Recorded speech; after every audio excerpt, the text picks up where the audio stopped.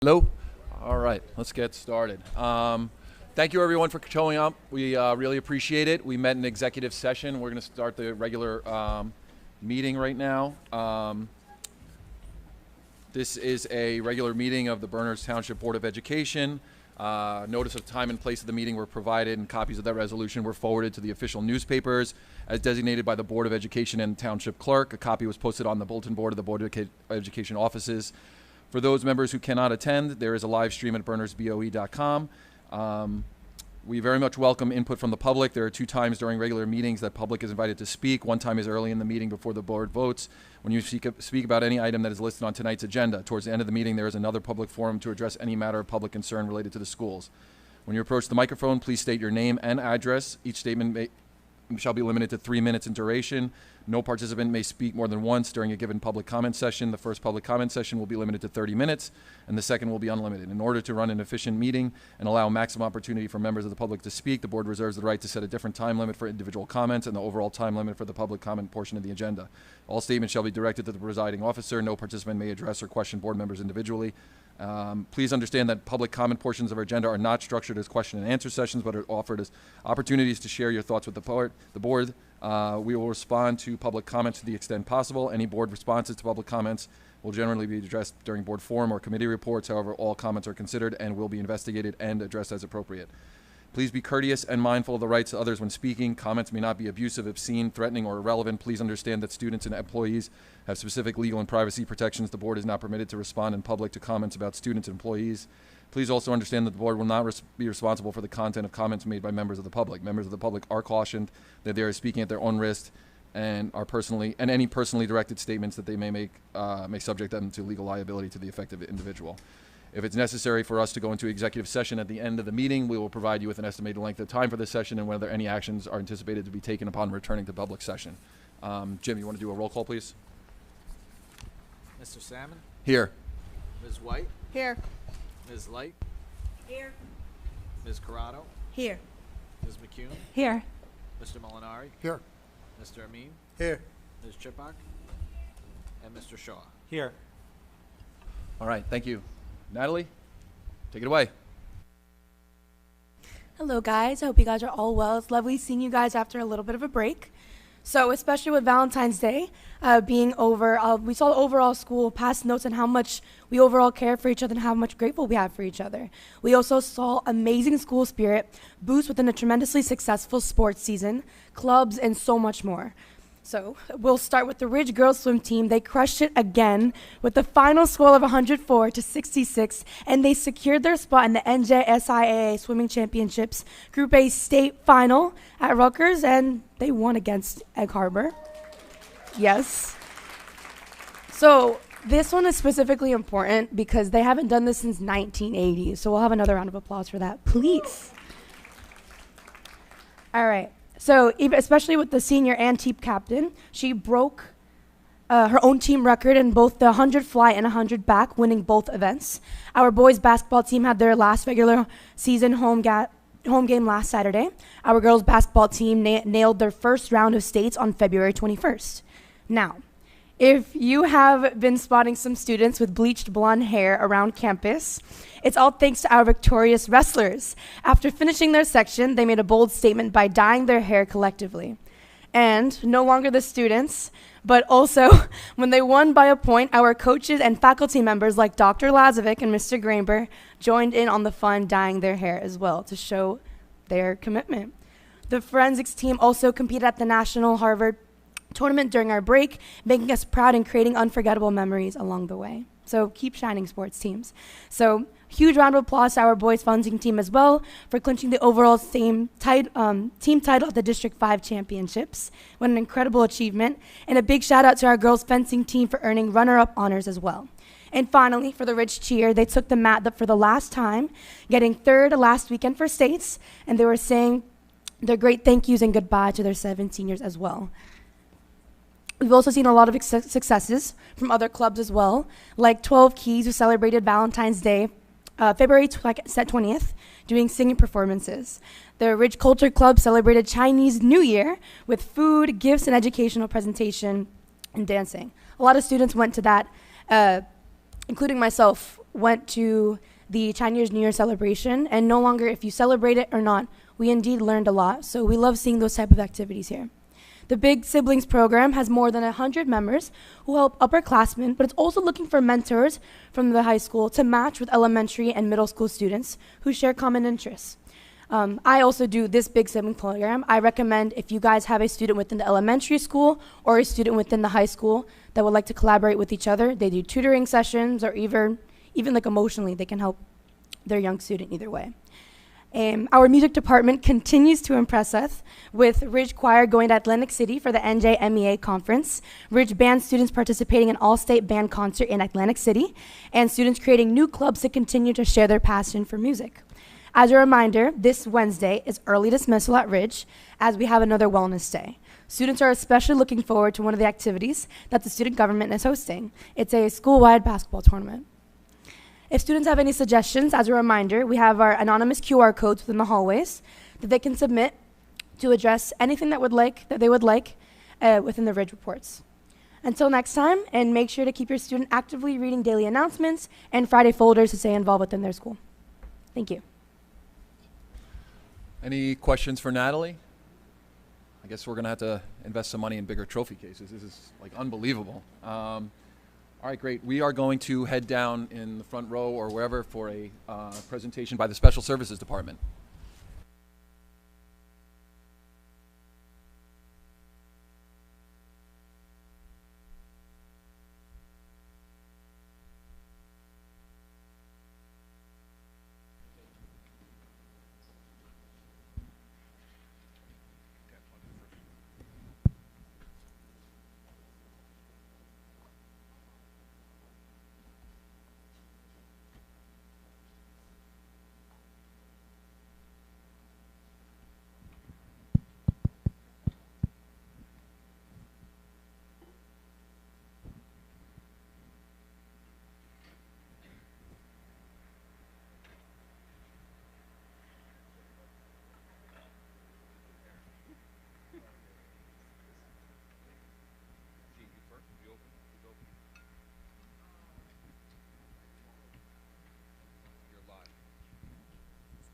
I'm just going to use this one. Right.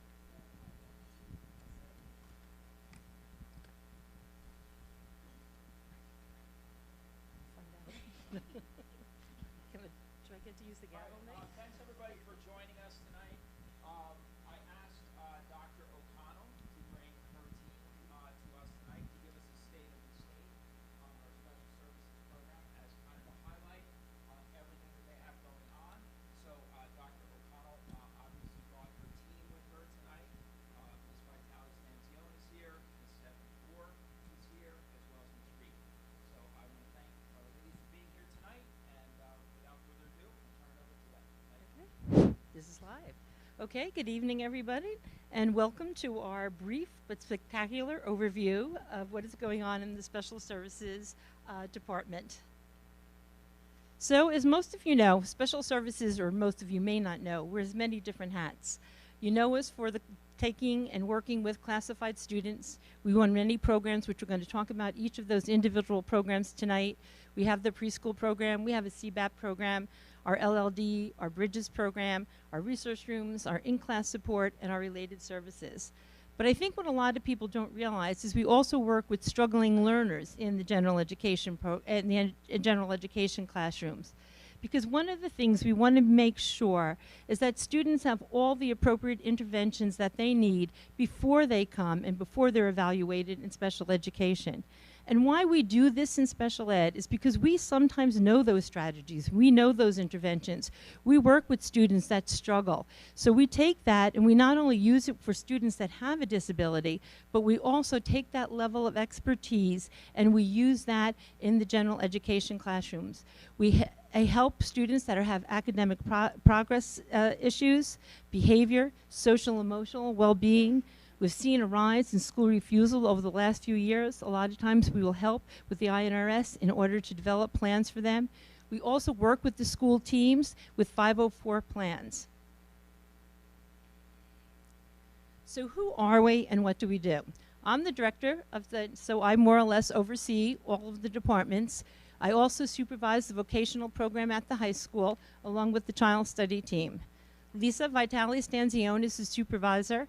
Lisa works predominantly with the K-5 special ed students in the LLD programs, Bridges, ICR, ICS, and Resource Room. Lisa also works with INRS and 504 at the K-5 level. She's also involved in training our special education and our general education staff at that level. Dr. Allison Reed, another supervisor, works with our preschool students in both the CBAP program and our PALS program. Allison also works with all of our CBAP students and the related services program. Stephanie Orr is a supervisor, and Stephanie works more with our middle school and our high school in the same capacity that Lisa works with our elementary school. I also want to put another line in staff. Our programs would not be where they are without the staff that work with us day in and day out. They are the people on the ground. They are the people in the classroom. Our child study team members, it starts with them. They do evaluations. They meet with students. And it doesn't just stop after those evaluations. They continue to meet with students. If you go by a child study team office, a lot of times you'll see students that are in there. You'll see parents. Our teachers are beyond fabulous. Our behaviorists, our related service providers, and our instructional staff members. I don't think a lot of you understand what happens inside some of our special education and our self-contained classes. What those people do day in and day out, I think you would be shocked to hear. We could not run, I am telling you, any of the programs. We could not do what we do without that staff. So they are part of who we are. So what is special education and why is it important? Well, I guess in 1975, the federal government decided that it was time that we educate students with disability in a public school setting. At that point, the federal law was introduced in Education for All Handicapped Children's Act. That act went under a lot of changes over the past few years, and in 1990, the law was eventually changed to the Individuals with Disabilities Act, or IDEA, and that's probably what most of you have heard me speak about is IDEA. Under IDEA, there are 14 categories for special education eligibility.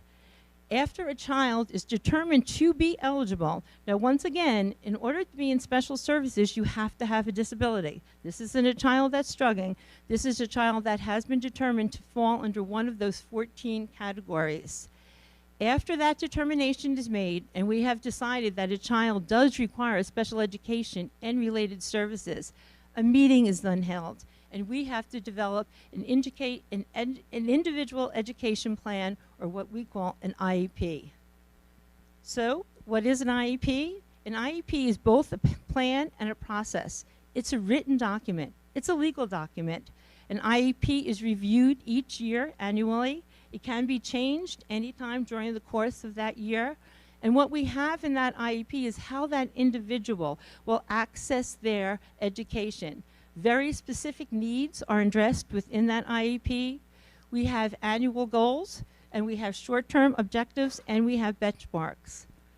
Once a child study team decides that a child is eligible and does need an IEP, the next step they have to do is decide where that placement is going to be. We always want to go to the least restrictive and then to the most restrictive. They work with the parents as part of that IEP team to determine what resources the student needs and the student will use to be successful. Last summer, we did a guide to the special education process in Bernards Township. It's 45 pages, so when you go home tonight, if you have any additional questions, feel free to enjoy the 45 pages, and it should answer every question you have, because I think we mostly identified everything there.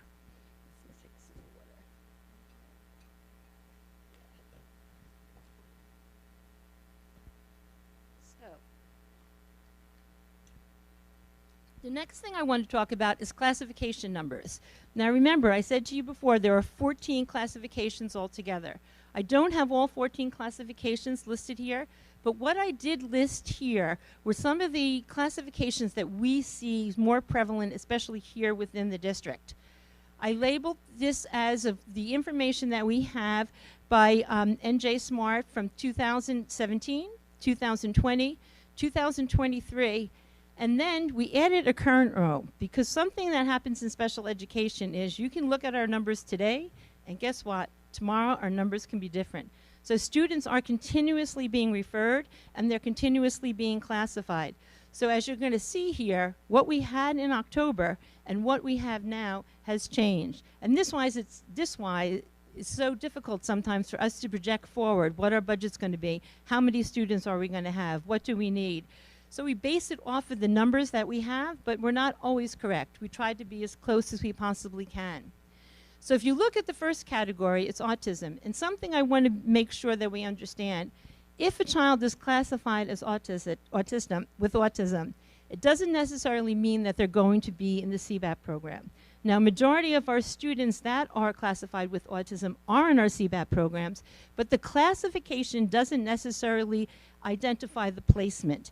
Every child has a classification, but they're looked at as an individual. So if you come in with a classification of autism, it isn't automatically assumed CBAP is the place for you. We have to sit down, we have to work with the parents, we have to look at all the evaluations we have, and then we have to make a determination as to what placement we're going to put the students in. So if you take a look at your numbers, you're going to take a look at these numbers, you're going to see, though, where we have seen the biggest increase over the last few years. Our students with autism has started in 2017 with about 127. Today we're up to 145 currently. The other classification that we watch and we take a good look at is preschool students with disabilities. Now, why do we do that? According to IDEA, we have to educate students from age 3 to age 21. We have to have a program in place the day the child turns 3. So we hear from agencies, we hear from early intervention, they usually give us a heads up, but when a child is turning 3, we have to develop a program. The child comes in, the child gets evaluated, and if it's decided at that point the child has a disability, they're classified as a preschool child with a disability, and we have to develop that program for them. The other thing to note here, too, is students in this category only stay in this category from age 3, 4, and maybe up to age 5. At that point, they're reevaluated, and then they go into one of the other classifications. But all students in this category are our youngest students. So you also want to take a look at these numbers, because these are the numbers of the students that we are projecting moving forward. More than likely, these students will be with us from age 3 to age 18, and some of them will be with us until age 21. So when you look at those numbers have really fluctuated, and they seem to be going up quite a bit, too. As of today, we have 71 students currently that are with that classification. The other place that I highlighted was the other health impaired, and we're going to talk a little bit more about this. New Jersey and the federal government are very strict on how we categorize students according to race. And we have been disproportionality in other health impaired, and we'll go into that a little bit more. But what I wanted to highlight here is one of the things that we have been mandated to do is to take down that classification as much as possible. And sometimes we do that with our struggling learners. So what we've been doing over the years is giving more emphasis to our INRS so that we're getting those students before they're being classified and giving them what it is that they need. And as a result, we've been able to lower that classification rate, and we have been cited to do that. How do we compare to some of the other districts around? So our numbers right now are 14.52% of our students. We have, this is as of October, 690 students that were classified. Summit is a little bit lower, Milburn a lower, New Providence about the same average as us. Somerset Hills, which is right next door, is a bit higher. Chatham's a bit higher. So it's all sort of in that ballpark. You'll see statewide the percentage of special ed students is 17.62, and that's the number of special education students in the state of New Jersey. Now we're looking at the programs we have in district. And what I highlighted here was some of our bigger programs, and those are the ones that I highlighted a little bit more so that you can take a look at. We also took a look back at our programs on 2017 all the way up to current. Once again, our LLD numbers, if you look at them, have fluctuated a little bit, but not all that much. Our Bridges program, the same thing. Our preschool program, once again, those numbers are climbing. If you look at 2017, there were 37 students. Now we're up to 69 students in that program. Our CBAP program, there were 61. We have 56 currently in the programs there. Another program, which we'll talk about a little bit later, are our vocational skills programs. We run 2 vocational skills programs here at the high school, and those numbers have really climbed over the past few years. If you look at 2017, we had 25 and 17. Now we're up to 32 and 34. And once again, we're going to go through each one of these programs with you and describe it in a little bit more detail so you'll be able to understand. We have some, whatchamacallit, and then if you take a look at this, we do have some out-of-district students. We have our speech-only students. But then remember that total that I told you before, which was 704 that we currently are at? We also have, as of today, 34 more students that have to be evaluated. Now, these students may become classified or they may not become classified. So once again, that number, which we thought was a bit high now, could possibly jump again. So I'm going to turn this over to the supervisors. Hi. So I'm Lisa Vitale Stanzione. So I'm going to be talking to you about the K-5 Language Learning Disabilities Program. I have the next 3 slides, and it is formatted the exact same way. So we're going to talk about the staff. So when you think about language learning or learning language disabilities program, or LLD, we would have a special ed teacher, and there also would be a gen ed teacher. That special ed teacher is the... Okay. So, better? Okay, sorry. In the staffing, what we would have is a special ed teacher and a gen ed teacher. The special ed teacher is what we would call the home-based teacher. So in elementary, that's the classroom that the teacher houses and the students come in to unpack. They're also connected to a general education teacher. When we look at instructional delivery, we're looking at reading, writing, math, social skills, some content occurring in that special ed classroom with that special ed teacher. When we talk about general education, they're connected to that gen ed teacher. We have to provide mainstreaming. Mainstreaming is providing those LLD students with access to their gen ed peers. The way that we do that in an LLD classroom is by grade or building level events and activities. Last year, or 2 years ago, we were lucky enough to have all our LLD classrooms move to Liberty Corner, which has been fabulous because it's one building, the program is there, and we have a lot more continuity between K1, 2, 3, 4, 5. We also have a wonderful way to then ensure that our students at all grade levels, no matter what, are involved in the building activities. If there's a holiday party, they do KFC, they have counselor there, student counselors, all of that our children and the students are involved in. And then we also look at lunch, recess, and specials. They're mainstreamed with their gen ed gen ed peers, as well as science and social studies. For the science and social studies, at times we might do some pre-teaching, or we will have them mainstreamed into gen ed based upon their interest level, or if it's a topic that they're really knowledgeable about, we may look at that. So it might not be every single day, but we try to mainstream as much as possible. When we look at some elements that you would see in an LOD classroom, right off the bat, you're going to see there is some gen ed curriculum that's tied in, but these students also have IEP goals. Those IEP goals are driven by what we need to provide in terms of supplemental instruction. So in a gen ed classroom, we might be looking at a reader's workshop or mentor text at a K-5 level. We still might use a mentor text, we still might read it, but it might be that we have to now do 2 more mentor texts on that topic to then at least have the students master the idea of predicting or making connections. That supplemental material is key to our budget and to the access that we have, so that as the students are going through the academics, if that child or a group of children need a little bit more in math, we have something right there to provide that additional instruction. Flexible pacing. So in a gen ed curriculum, you know, there's usually a time lot, start, a finish. In LLD, the pacing is based upon the student's needs. So if there is a goal or an objective that we're looking for that child to acquire a certain mastery of, a certain attainment, a percentage, with teacher help or without teacher help, we can control that pacing. So if a lesson has to, or a unit has to take maybe 2 weeks instead of 1 week, we can do that. If it's going to take 4 weeks, we're going to flexibly pace what our students are learning.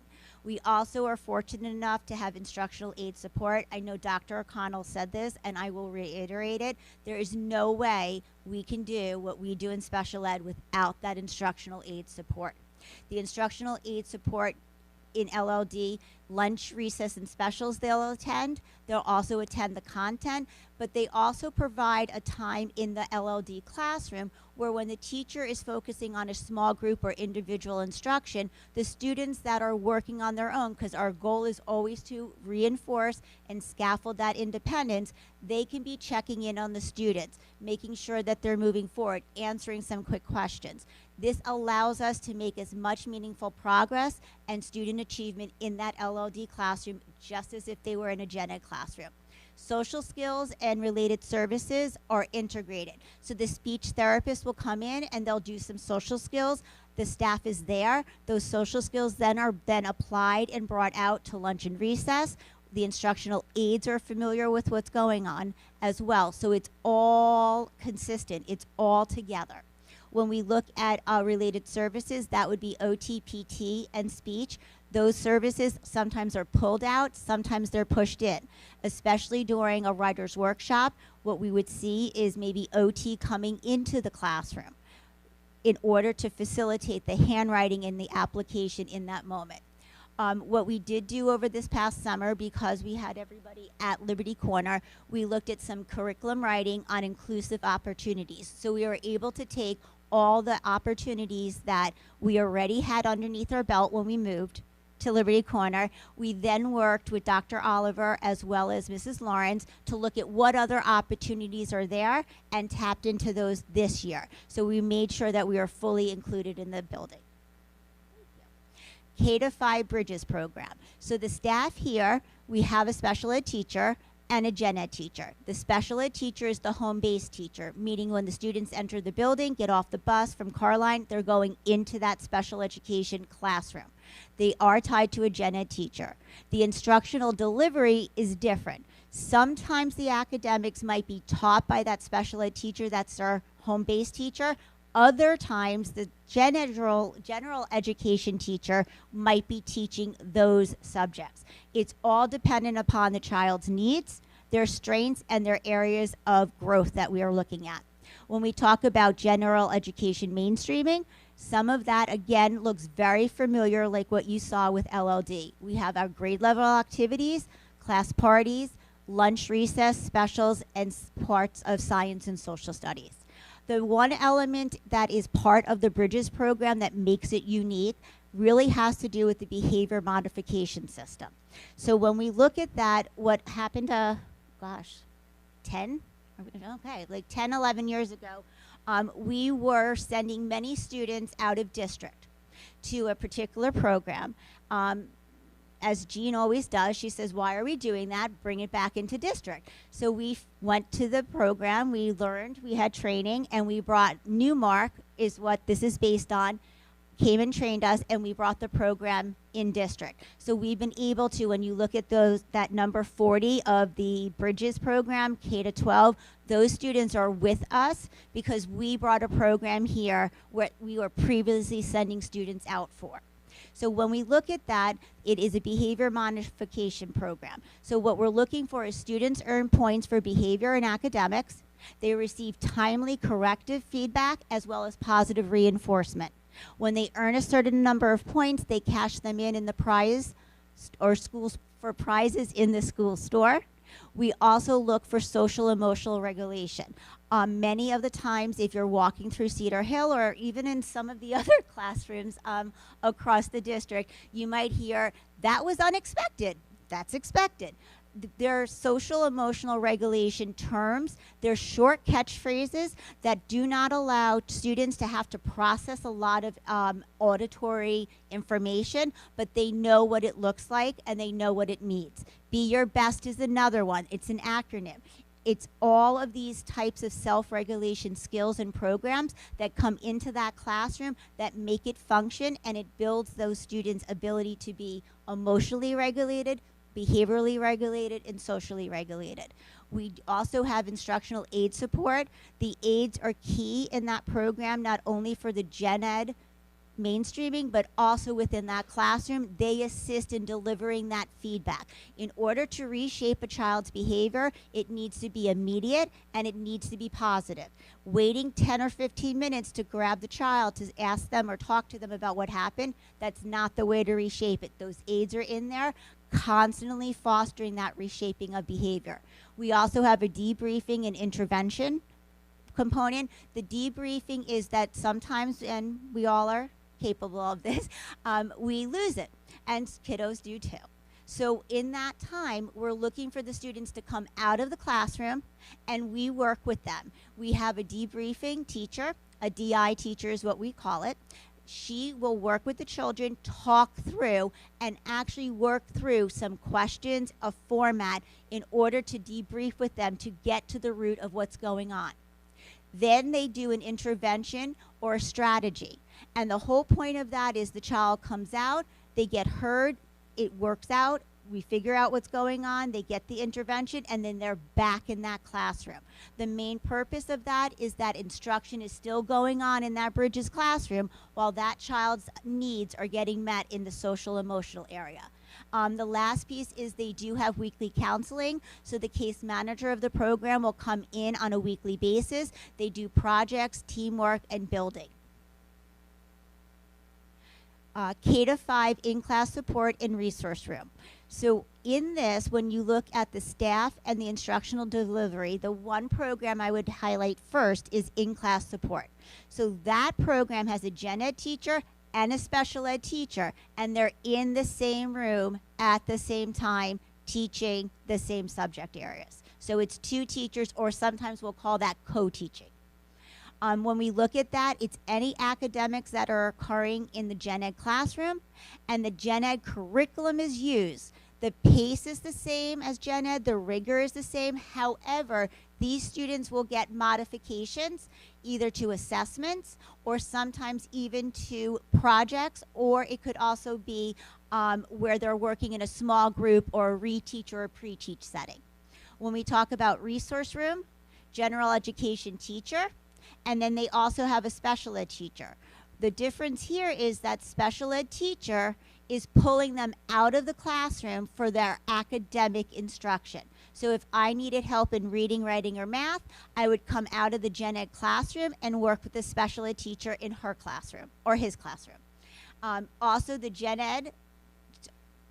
general education curriculum is touched upon. So if there's mentor books, if there are writers, workshop prompts, persuasive, the different genres that go on at K-5, we are still writing about those. It's at a different pace, it's differentiated, and it also is flexible, and it's also driven by their IEP goals. So what the resource room teachers will do, usually on a yearly basis, right around annual review season, they'll look at the children and do some assessments. They're assessing their strengths and their areas of needed growth. And those become their goals and objectives, and then those goals and objectives are in their IEP, and that's what drives those resource rooms teachers' curriculum.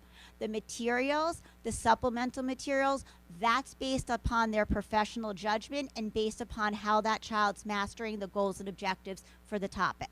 Some of the elements that you would see in a resource room and ICS setting, evidence-based reading instruction. More than ever, research is out there. We know how to teach children to read. We know what is needed to be done, and we're implementing it. The second piece is more comprehension. So when we talk about metacognitive strategies, a lot of times we comprehend, and when we're comprehending, we're doing it all in our head. So the metacognitive is just bringing that out to the open. So you'll see teachers doing think alouds, read alouds. They might stop when they're reading a book and question it. It's all that processes that are going on in our brain that we want to shine and showcase to the students so that they can see and then start to model that. visual representations in mathematics. So this is out of some research recently, where what we're looking at is a lot of hands-on, the manipulatives, as well as drawing or sketching it. So we usually will do a sketch to stretch and comprehension. When we talk about word problems, this is a very great best practice, research-based practice for mathematics, where you're looking to visually sketch what you're reading in that word problem. So it's not just the highlighting of the words, it's really bringing back a visual representation. We also look at development of assessment modifications. This is key in the ICS setting. So the students are following that gen ed curriculum, but some students might need extra time. Some students might not just need it to be an essay, but they might need some bullets or a graphic organizer first to then develop the essay. Those are all things that in-class support teacher looks at and figures out, how do we look for that child to produce how do we look for that child to produce that academic product that is really highlighting what they know and their mastery. The last one would be observable and measurable IEP goals. So one of the pieces that we look for is those goals have to be something that we can observe, and they have to be measurable. Many times you'll see goals in an IEP that will say 80, 85, 90%. We differ it between assistants. It might be maximum teacher assistants, minimal teacher assistants, or independent. We also look at how are we going to say that they've met that percentage. Is it a portfolio? Is it a structured observation? Is it an actual work sample? Is it pre and post assessments? Those are the pieces that you would see in a K-5 in-class support and resource room. Alice. Nice job, Lisa. Thank you. My name's Allison Reed, and I supervise our preschool programs, our comprehensive behavior analytic program, or our CBAP program, as well as related services. And so I'm going to go through each one of those tonight. So for our preschool programs, we actually have two programs. We have a full-day program, that's our CBAP program. And we also have a half-day program where we have AM and PM sessions. The sessions run for 2 hours and 45 minutes, and there's no session on Fridays. And so as Jean said earlier, every child who's in our preschool program has a classification of preschool child with a disability. At this age, many of our students don't have diagnoses, or they're so young, we're just starting to figure out what's happening and why they may have delayed language or behavioral issues or anything else. And so every child has the same classification. At the end of their preschool time, the students are reevaluated, and as they enter into kindergarten, if they continue to be eligible for special education, they will receive one of those other 13 classifications. So referrals that come in from preschool, they come in from a variety of different ways. We get the most heads up when our referrals come in from early intervention. Early intervention will contact our case managers and let us know, if we're lucky, 6 months ahead of time. It's a great heads up. Then we know who's coming down the line, who's coming in. The other ways we get referrals are when parents have a concern about their child and their development. Maybe they've noticed something, maybe their preschool that they're currently in has identified a need, and they come to us directly. Sometimes the pediatricians are referring us. It's all part of the process that we have to go through for child find, where we're identifying and finding the children. And so we don't always have the heads up of when they're coming. And so we are able to start testing just before a child turns 3 if we are aware of them. So that way, when they turn 3, their birthday, we have that program ready and available for them to go. And typically it takes us 90 days to do all the evaluations. So even though 6 months ahead sounds like a long time, sometimes we're running up against that 90-day clock to get all the evaluations done. So our evaluations, just as they are throughout special ed, are pretty comprehensive. So the staff will do an observation in their current preschool if that's where they are. Sometimes they go into the home. They'll do information gathering because the children are young, and so they rely a lot on caretakers and parents to give inventories and start to talk about the needs of the child. And this all goes through our child study team. We'll have a social worker, a school psychologist, learning disabilities teacher consultant to look at the educational piece, and we may also include therapists, so occupational therapists, physical therapists, speech therapists, depending on a student's needs.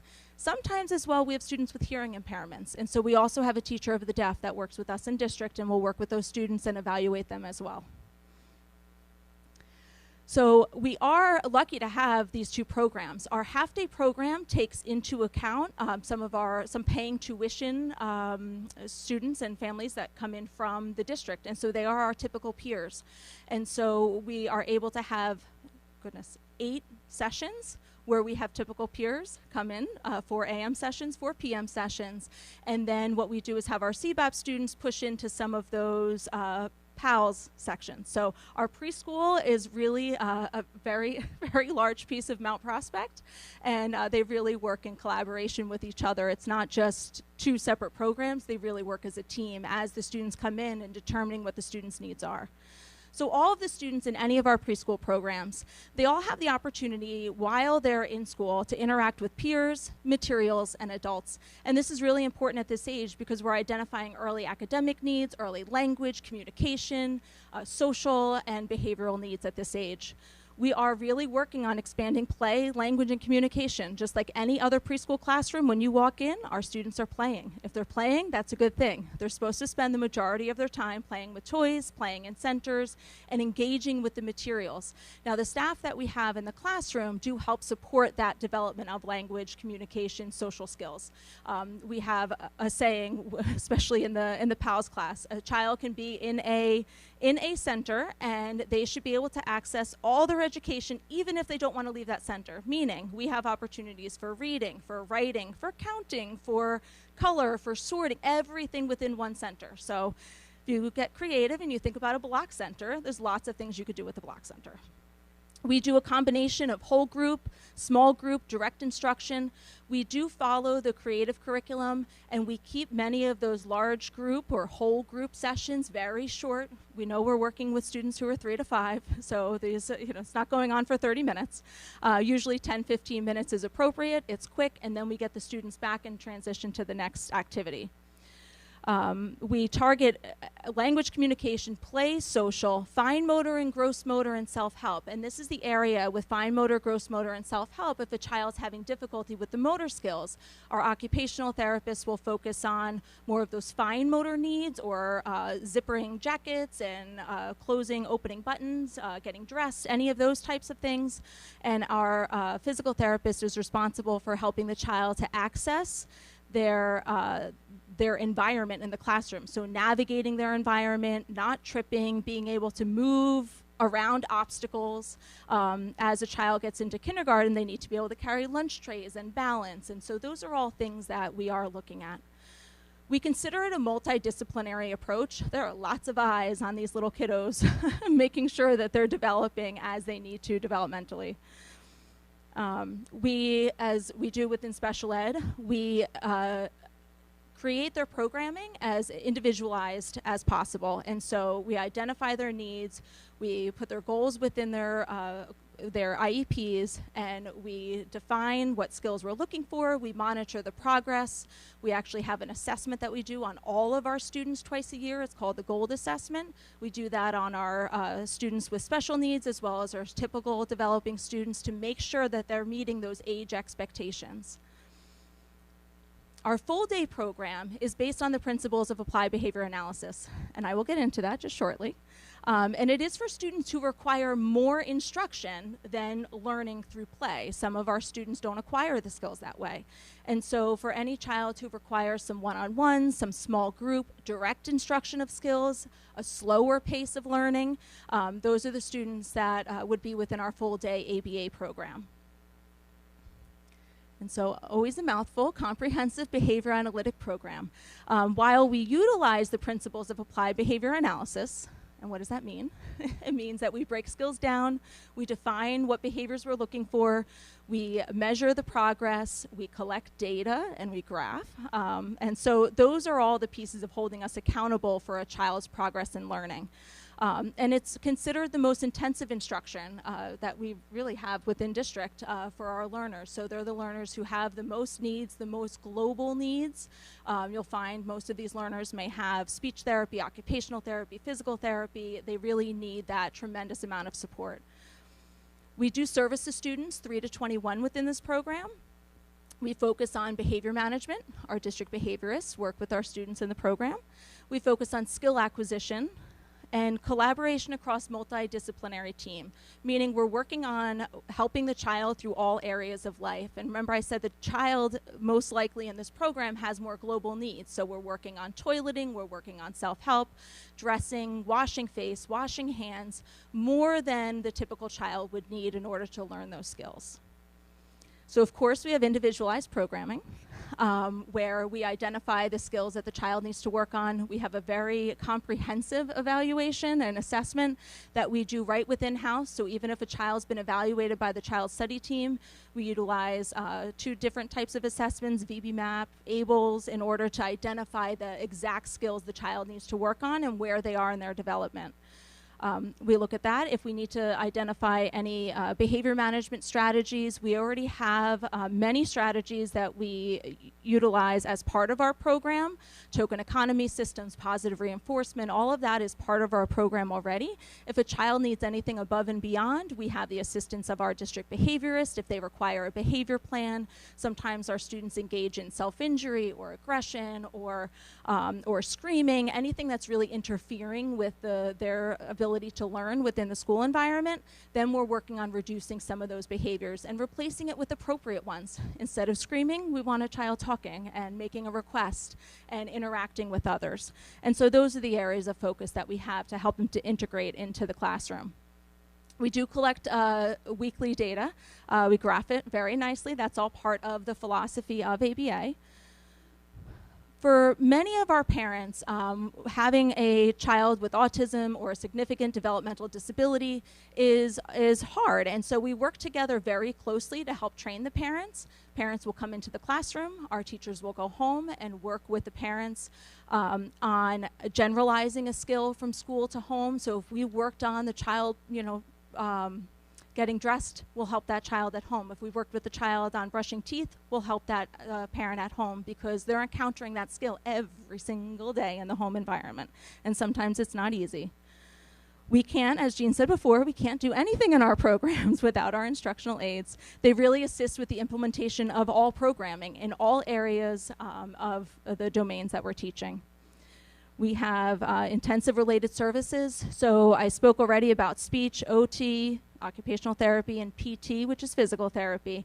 But many of those therapy sessions are done within the classroom, not necessarily as a pull-out, because again, like Lisa said, within the LLD, when that is a major area that we want to focus on, we're really embedding it within the program and also training the teachers and the instructional aides and how to facilitate that language. As the child gets older, and we will go into this later, we do help with transition planning. And transition planning starts at 14, and because our program goes through 21, we take many of our learners through that transition as they leave the public schools and head into the adult world. So for each child, we do have an individualized curriculum. It's not just one replacement curriculum. We pull from many, many, many different sources. We may use some similar to Gen Ed. We may use some of Gen Ed. We may use something that's a complete replacement. And so every child is that different, and that's why we do that comprehensive assessment when they come in. This would go across any of the skill areas, so language arts, math, science, social studies, health. We have replacement curriculum, and we address that based on the child's needs. Many of the times we are creating additional pictures and curriculum because sometimes we can't find something that's out there. So we're taking two things and we're putting them together and creating them for a specific child. And their materials go up as they move through our program. They go up with that child. We have lots of inclusion and mainstreaming opportunities, and we've had a lot of growth in this area over the past couple of years. We've recently changed the name of our K-5 peer mentor program, and this year we are called Buddy Builders, and we have the CBAP program at Oak Street and Mount Prospect. And so we have 4th and 5th grade at each of the schools, well, 5th grade in one, some 4th, 5th grade in the other, depending on how many students were interested. They come in and they work with our students in the classroom. And I think it's a really great opportunity to start to train peers who may want to be other buddies and peer buddies as they get older. We also continue to have our peer mentor program that works with our middle school students at William Annan as well as high school. we have many opportunities, especially as they get older, for the students to choose to come in and work on leisure skills with the students. Many times as they get older, they'll be playing card games, and we used to have the Wii sports and things just to help them understand how to learn to engage in leisure activities that are typical for that age group. Our students can be anywhere within the building. We can be in general education, we can be in specials, lunch, recess. Our students in both buildings are part of building-based character education programs, and so at Oak Street they divide up into nests, and they stay with those nests until they graduate in 5th grade, and our students are moving right along. In those nests we see peers who are giving them high fives in the hallway, and it's been such a wonderful experience for them. They also attend building-based special events, assemblies, to the extent that they can. So it's, we always attempt to go, and we hope that the children can make it through. Some of the activities are wonderful, and so we really help to support them to have access. Related services. So related services are provided to help a child to access their education. So if a child has difficulty with language and they need language to access math or science or social studies, the speech therapist helps them to build language and communication and vocabulary to access that curriculum. So that's kind of the purpose of school-based related services, to help them access the environment, help them access the educational materials, right? So our occupational therapist is working on GRASP, so that they can learn to write and complete their assignments, participate in art, those types of things in order to access the educational environment. So our services are provided usually on a daily, weekly, monthly, as a direct service, which means they work one-to-one with the child, or as a consultative service, meaning that the child may have a lot of skills and they just need support from a teacher to help them to implement the strategies. And so then the occupational therapist or speech therapist is working with the actual adults within the classroom to help to implement those strategies. So we work with the students in a variety of different ways depending on what their needs are, and of course it's all individualized. So we have speech language therapists, we have occupational therapists for the fine motor, the daily living skills. We have physical therapists who work on gross motor, mobility, strength, using the stairs. That's a big one, using stairs, using reciprocal steps. Our teacher of the deaf is fabulous. She goes across so many different buildings, and she helps to support our students who have auditory impairments.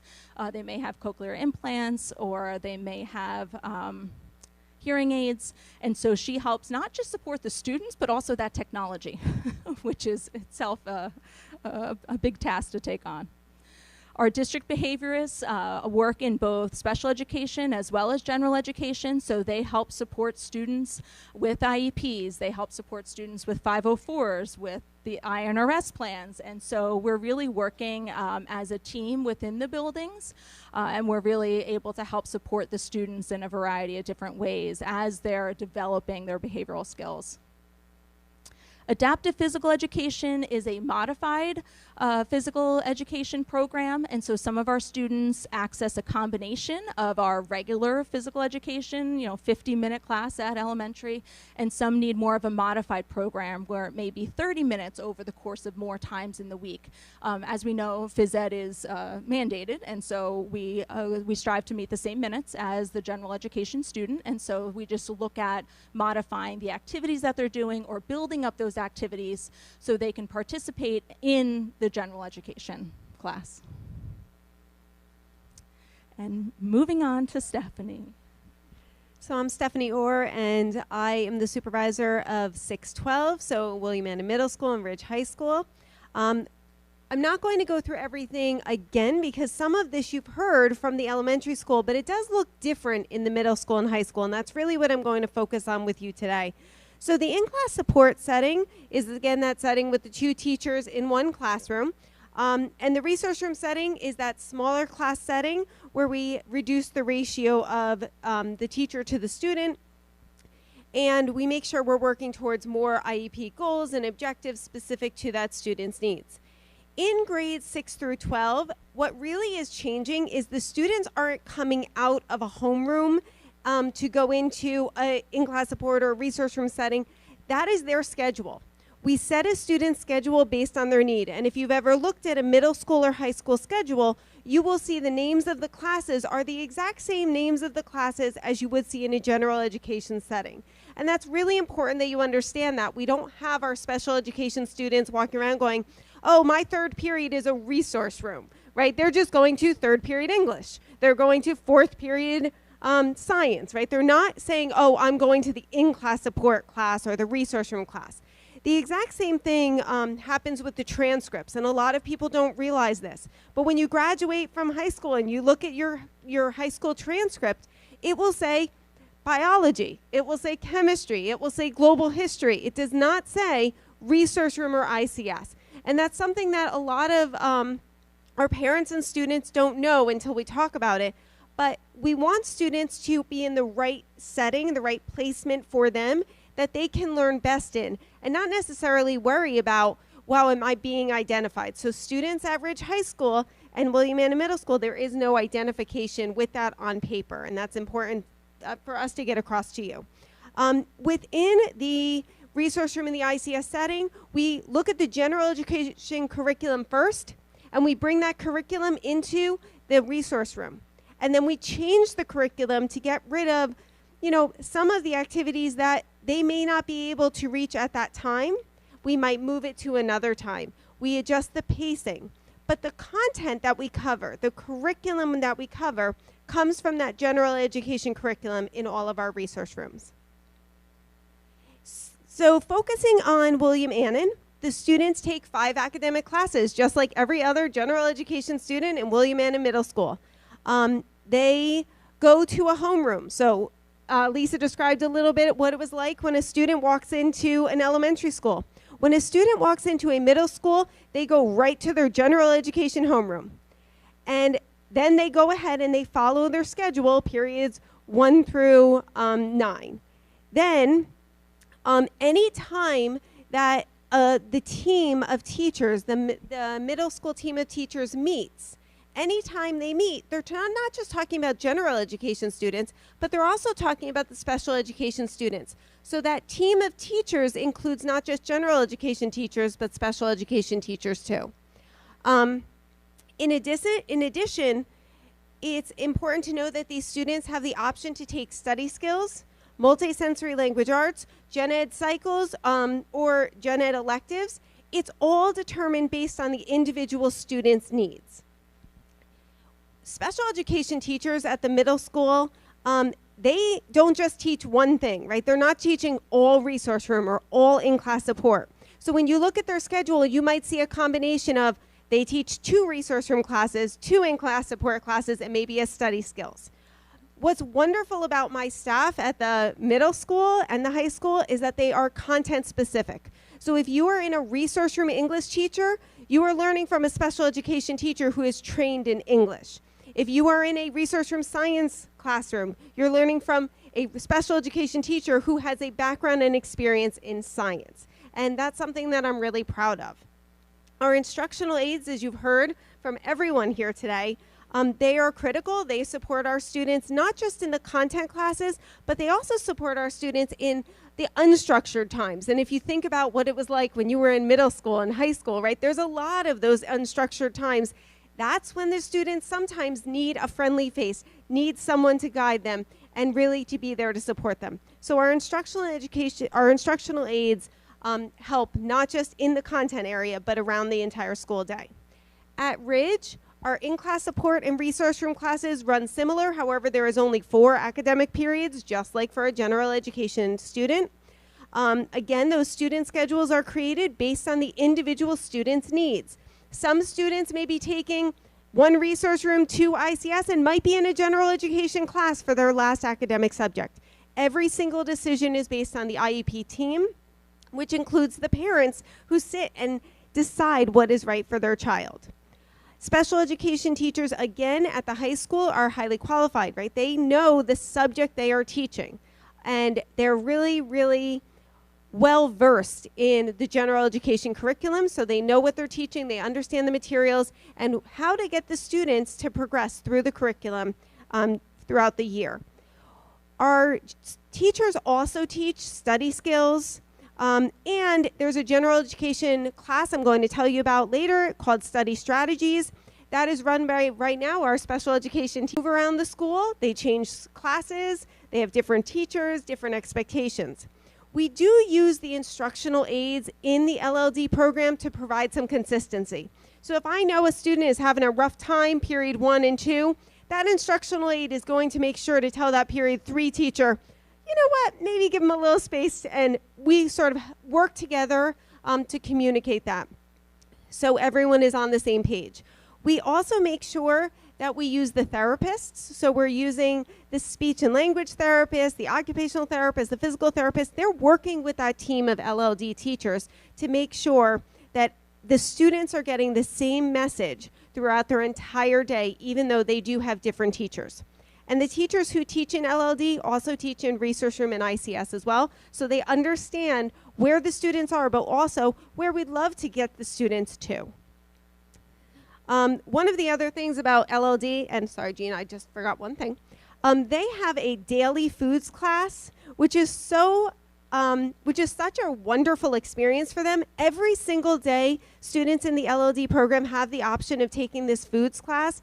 And by the time they are done with the foods class, you would want them in your kitchen because they really, really know what to do. And that is a life skill that we're so proud of teaching in the middle school. 612 Bridges program, Lisa described what the Bridges program was. In the middle school and high school, it looks a little different. It is not a self-contained program. These students follow the schedule that includes gen ed classes, resource room classes, and ICS classes. However, we do have a lot of support for them throughout the day. Our de-escalation and intervention specialist in each building is there to support the students throughout the entire day. If the teacher's like, this child really needs a little bit more support, the person is called, the teacher is called. The students are given the opportunity to leave the classroom, talk to an adult, de-escalate, debrief, and then go back into the classroom. Our goal for these students is to allow them to de-escalate in privacy, to keep their dignity there, not to, helps them maintain those positive relationships with their peers. And that is our goal, is to be able to use that teachable moment to take the students, teach them what they need to learn, put them right back in, and not have this big scene in the middle of a classroom.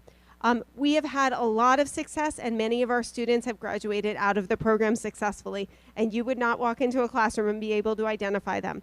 That's our goal for them, is that they can be successful in life. We do use a point system as well. We have a school store. The kids love it, and we're really proud of how far our program has come. They start in kindergarten, and by the time they're leaving us in the high school, we're really proud to say they're ready to leave us. And I'm going to hand this over to Jean for our vocational program. So this is one of my favorite programs. Because, you know, Bridge is such an academic school, and we want to make sure that all of our students have opportunities. And we feel in this vocational program we really do. We have what we call a functional life skills program, a pre-vocational and work-based learning that's involved. What we do in the functional life skills is we give the students skills so that they will be successful as adults. So they'll have math, and math would be considered functional math, where they might be learning how to do a checking account. People might not use that anymore, or budgeting, or things along those lines that are super important. They also begin to develop soft skills so that they can go out to work, which is another piece that we want.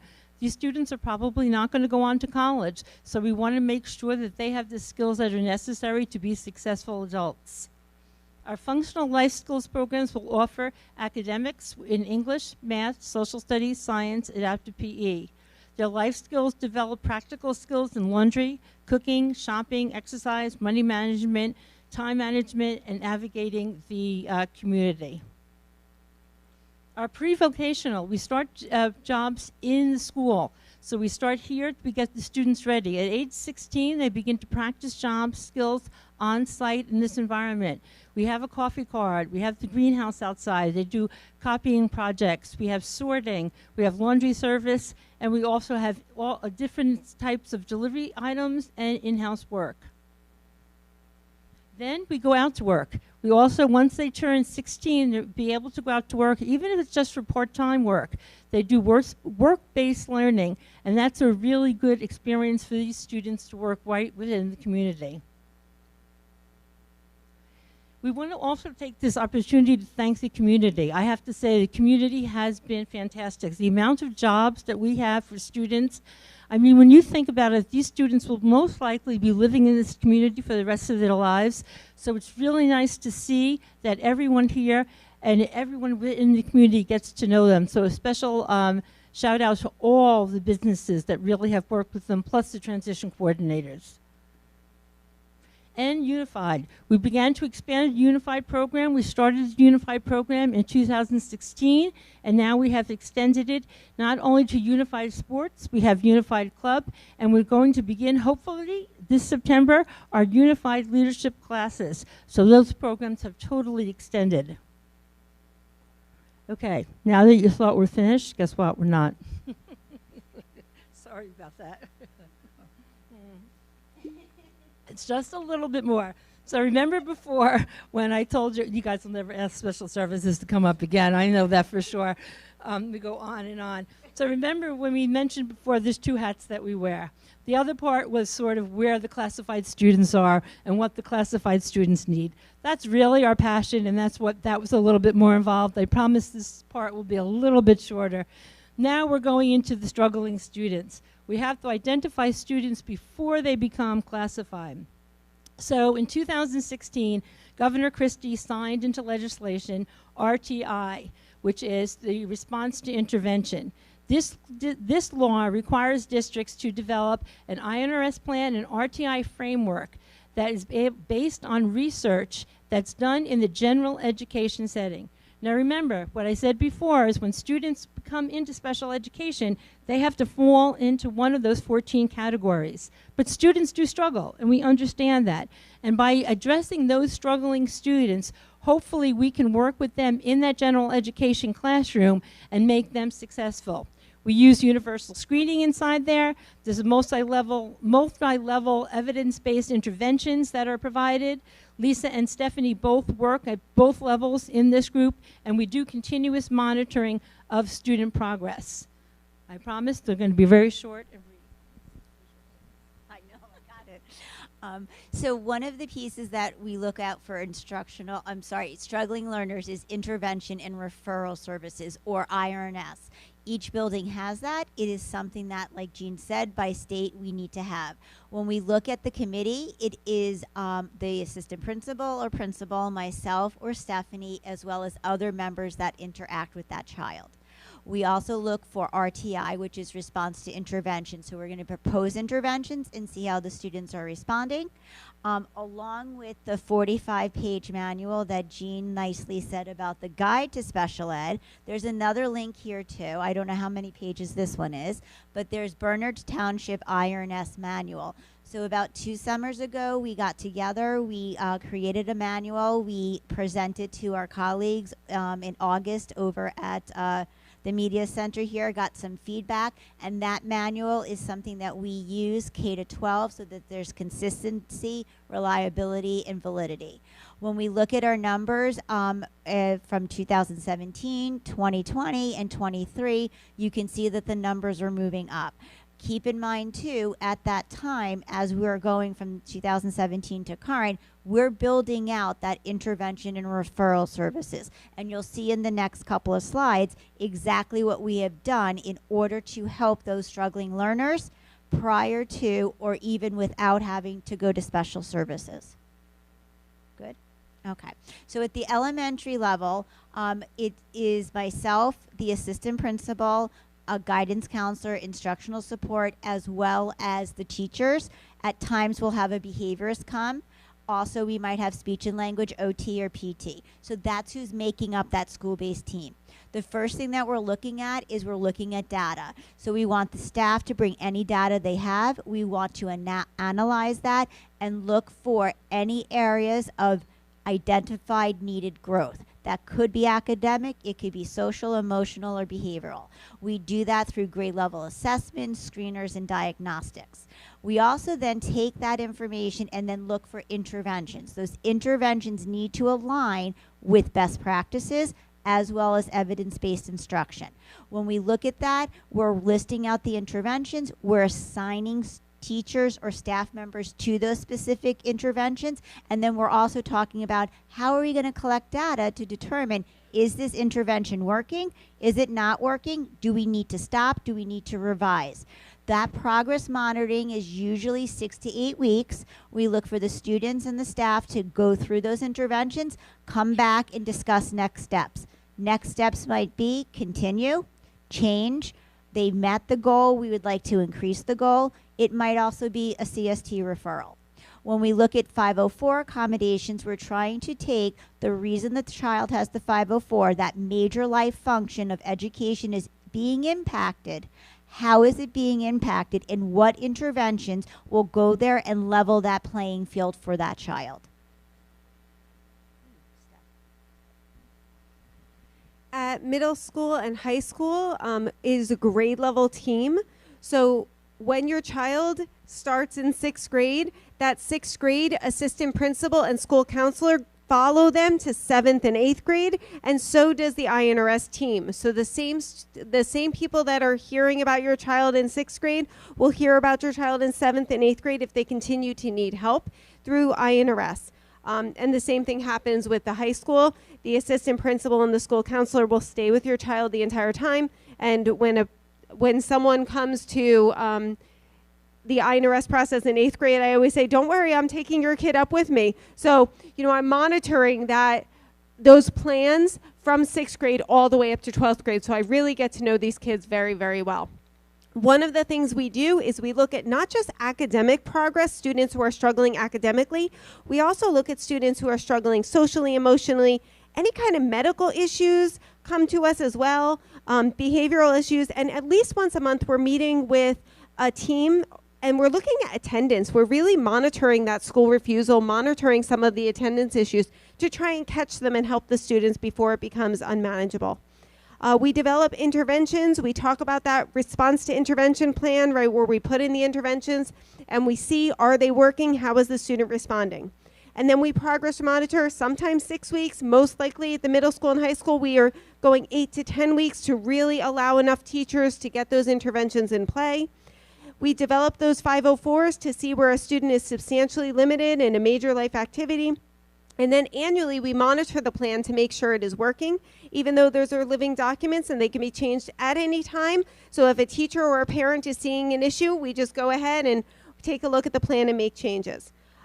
The other thing that you should know is that going from elementary school to middle school and middle school to high school, we take transition very, very seriously when it comes to INRS. We meet before the school year ends, and then we meet again sometimes, depending on the child, in the summer and right as the school year is beginning. So the teachers know exactly who they're getting and how to support those students before the students even walk into the door. Disproportionality, this is sort of what I mentioned before with the OHI students. In December 2016, the Department of Education gave guidance to address racial and ethnic disparities in special education and their placement and school discipline. These rules require states to develop a risk ratio threshold to identify districts for significant disproportionality. New Jersey has established a 3.0 risk ratio. So disproportionality is special ed students' placement and school discipline are the biggest issues that need to be addressed in education and policy making, specifically for students of color, especially students of color with disabilities. Disproportionality is subject to exclusionary discipline and students may be placed in segregated settings, so that limits their access to a rich and rigorous education. Burridge Township, unfortunately, has been cited under indicator number 10, which is the percentage of disproportionality representative of racial and ethnical groups in a specific category. Our category was white students eligible for special education and related services under other health impaired. So as I mentioned to you before, you saw those numbers that we had spoken about. So those numbers are on the decrease, so we're moving down with that. So it has helped us somewhat, but we have to identify that. A portion of IDEA grant money is funded towards disproportionality to address that issue under what we call CEIS. What they have been able to do, and I'm going to hand this over to Lisa, is between Title I and the grant money that we have received from CEIS, a lot of the programs that we have spoken about for the struggling learners are the programs that we have been able to put in place in the general education setting. So the money that we receive from CEIS and IDEA has to be applied to general education students and not special education students. Usually IDEA funding goes towards just special education students. So I'm going to talk a little bit about what we're doing or have been doing at the elementary to address this concern. So one of the pieces, a little bit more, one of the pieces is Title I. So I want to say maybe 7 years ago, we were fortunate enough to receive Title I money. One of the pieces that we looked for the Title I money from the state was to fund a tiered system of support. So we started off with intervention, early literacy screeners and diagnostics that focus on phonological awareness, as well as phonics, which are the foundational skills for reading and success. We also developed What I Need. That's a period in the elementary. It's a tier 2. When we talk about RTI and multi-tiered, there's a tier 1, which is Gen Ed. Tier 2 is Gen Ed plus a little bit more. Tier 3 is Gen Ed plus a little bit more, plus a little bit more. So when we looked at that What I Need period, what we've done is we flooded a grade level, grade 1 across all 4 elementary buildings with special ed teachers, IS teachers, and Gen Ed teachers. The students take a diagnostic. They then also take a screener. We then look at that data and we break them up into specific skill deficit groups. Those groups are no more than 5 students. They run them every day for about a half an hour, and then we come back and we progress monitor. The difference with the skill deficit and the WIN is you are with a group of students, the students are with groups of other students that are working on that exact same skill, all pulled from that first grade group of students at that building. So they might have a different teacher for that half an hour. It might be the same teacher. It might be the IS teacher that they have or the IS teacher that they had last year. Everybody is pulled to work with that group of students. We also looked at evidence-based literacy in Tier 1. So as we were doing the What I Need WIN period, our data over 2.5 years started to show that there was a gap in our Tier 1 core. So in order to help that Tier 2, we needed to focus more of our funding on the next 2 years on our Tier 1. So what we did there is K-3 became trained, and materials for the core program were purchased. Phonological awareness and phonics program was instituted. After we had the training for that first year, we had on-site coaching, and we also had the teachers also doing some instruction, but following along with a consultation model. So the staff and the consultants would come into the classroom, observe. Our consultants would also teach, and our teachers would observe. A lot of PD went into that for about, I would say, the 4 years, and that again was all through Title I money. The last piece that we looked at for intervention at the elementary for the disproportionality was the CEIS grant. We funded curriculum. We funded curriculum writing this summer as well as last summer, and we looked at that for writing interventions. We also looked at that of what accommodations are going on in each of the 4 elementary schools, what were good ones, what were not so good ones, where could we find some more. It brought some consistency. The biggest curriculum writing project that came out of this, which I honestly loved 100%, and I would do it again every summer, is the kindergarten and first grade teachers were able to sit down together and collaborate and figure out what materials they might need in supplement to that Tier 1 core, and they created a whole entire doc that follows each concept for this school year in kindergarten and first grade with supplemental material so that they could facilitate the differentiation that's needed for phonological awareness and phonics without them all recreating the wheel. So they have a bank, and then every time we do the screeners, the 3 times a year, we go back into that bank and we review. What are you looking for now? Where are you picking your differentiate activities? And they all align to evidence-based practices, best practices. So at the middle school and high school, when we look at the disproportionality, we're really focusing on a lot of executive functioning issues. So organization, time management, being able to start tasks and maintain tasks. So we did a lot of teacher training on executive functioning, so students didn't have to leave their classroom. General education teachers were able to implement some things on a daily basis to really help all students in the classroom, but specifically our struggling students. So we used staff within our district. We also used outside resources, again, using that CEI's money. We brought in some outside speakers, some authors to come in and just give us a little bit of a different perspective. We are so proud of our after-school intervention program that's been running at the middle school and high school. Students who are struggling in general education, who are identified by their school counselor, by their teachers, have the opportunity to get sometimes 1, 2, or 3 times a week help with executive functioning in a small group or one-on-one setting for an hour after school, and that is covered through our CEIS grant money. It has helped so many students, and really it's helped the parents too, I have to say, because we help organize that student before they go home. So you know when your child comes home and you say, what do you have for homework? And they look at you with that stare of, I have no idea. So the students who are coming to the after-school program, they're getting the help to organize themselves, learn the skills they need to start applying it at home. And we are hearing time after time the parents are saying, thank you so much for providing this for my child, because it's making a difference. And that is our goal with the CEIS money, is to help students before they get to classification. So that's at Ridge and WAMS. We're really proud of that. We also have support classes. So we really push our seminar classes that we have at Ridge, our Motivating Adolescent Performance, or you might hear it as MAP. We also have study strategies, which we developed because of this disproportionality. It is a gen ed elective that any student can take for a semester and get credit for it, and they learn those executive functioning skills and earn credit and get a grade for it. It's wonderful.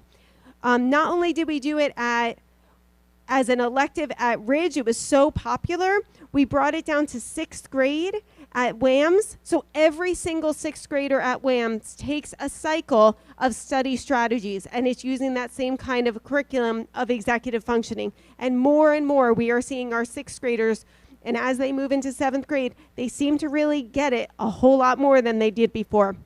So we're very proud of that. And of course, we have our Viking Academy program, our Lit Support and Math Support program that we're using as well to deal with some of these foundational skills we need to teach. The CEIS grant money is also funding a pilot program with Tutor.com.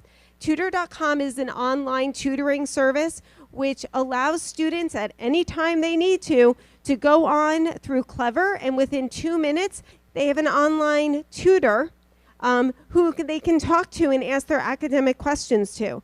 It is phenomenal. It is a pilot program that we started for struggling learners. Students who are identified because they are through the INRS process by their school counselor, by their teachers.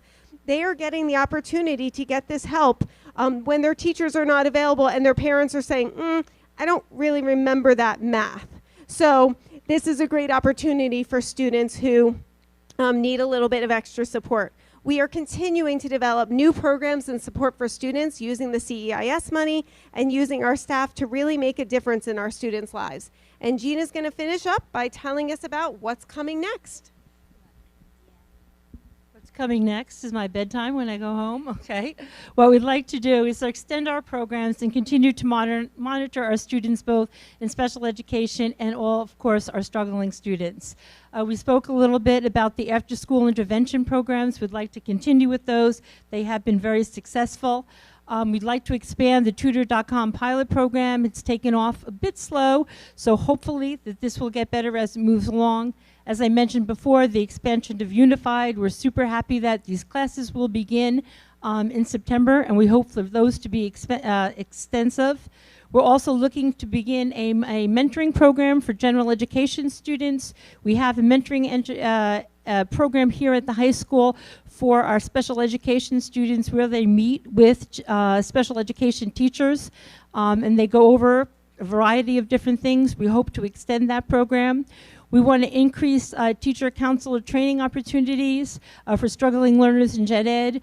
We definitely always want to expand our community-based instruction. As good as it is, we really want to reach out to more of the community members out there and the businesses to continue to work with us. More inclusion opportunities for our self-contained students. This has been an area of interest we know from some of the parent groups, and this is something that we continue to work on. Placement programs and school capacity is a big issue. As you can see, our programs are growing. So where do we need the space? Where are we going to move them? So that's something that we continue to look at with those growing numbers. Will we be able to keep all of our programs where they are? I know 2 years ago, Holly was very generous in opening up her space at Oak Street School. We did that during the summer. So again, we're going to take another look at where some of our programs currently are, and if we have to make some changes come September.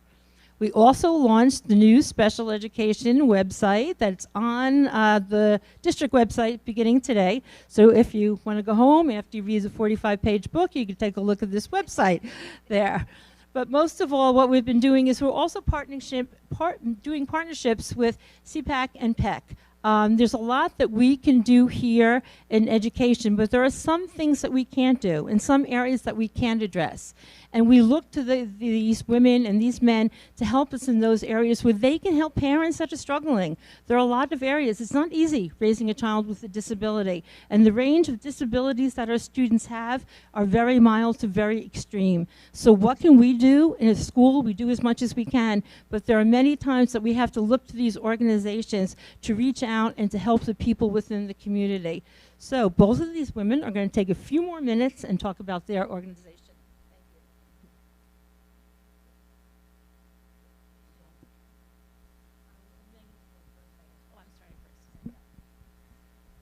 I'll be quick.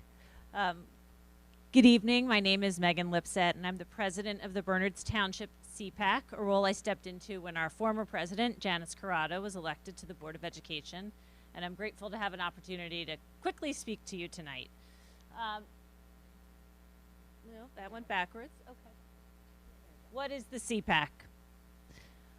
The CPAC is the Bernards Township Special Education Parent Advisory Council, or CPAC, is a parent-led organization legally mandated by the state of New Jersey to provide input to the district on issues concerning students with IEPs or 504s. The size and the makeup of a CPAC are not defined by the state, but left up to the individual districts. In fact, up until recently, our CPAC was part of the Bernards PAC program. In 2002, the decision was made to define the Bernards CPAC as a separate entity from the PEC in order to more robustly collaborate with special services. What do we do? The CPAC regularly provides input to and collaborates with the Department of Special Services in a mutually respectful manner on the development of policies, programs, and practices that widely impact students receiving special education and related services. It's important to understand that we don't advocate on behalf of individual students or families. Our focus is systemic issues impacting entire programs or groups. Throughout the year, we use a variety of ways to collect feedback from our membership, which is made up of any parent or guardian of a student in Bernards Township with an IEP or 504.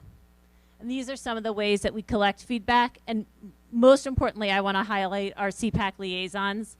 Our CPAC liaisons are volunteers throughout our school district, in the schools, in every classification, that work as ambassadors for the CPAC and make connections within the school community. They work with the PTOs to make sure that they're sharing the needs of the CPAC families and that they're sharing the mission of the CPAC. We also have meetings and workshops. probably the spine of our meetings is a meeting that the executive board has with the administration 3 times a year, where we bring our feedback, and those who join us at the meeting are director of special services, other special service supervisors, other administrators as invited, a BOE liaison, and this is where we bring the feedback that we collect.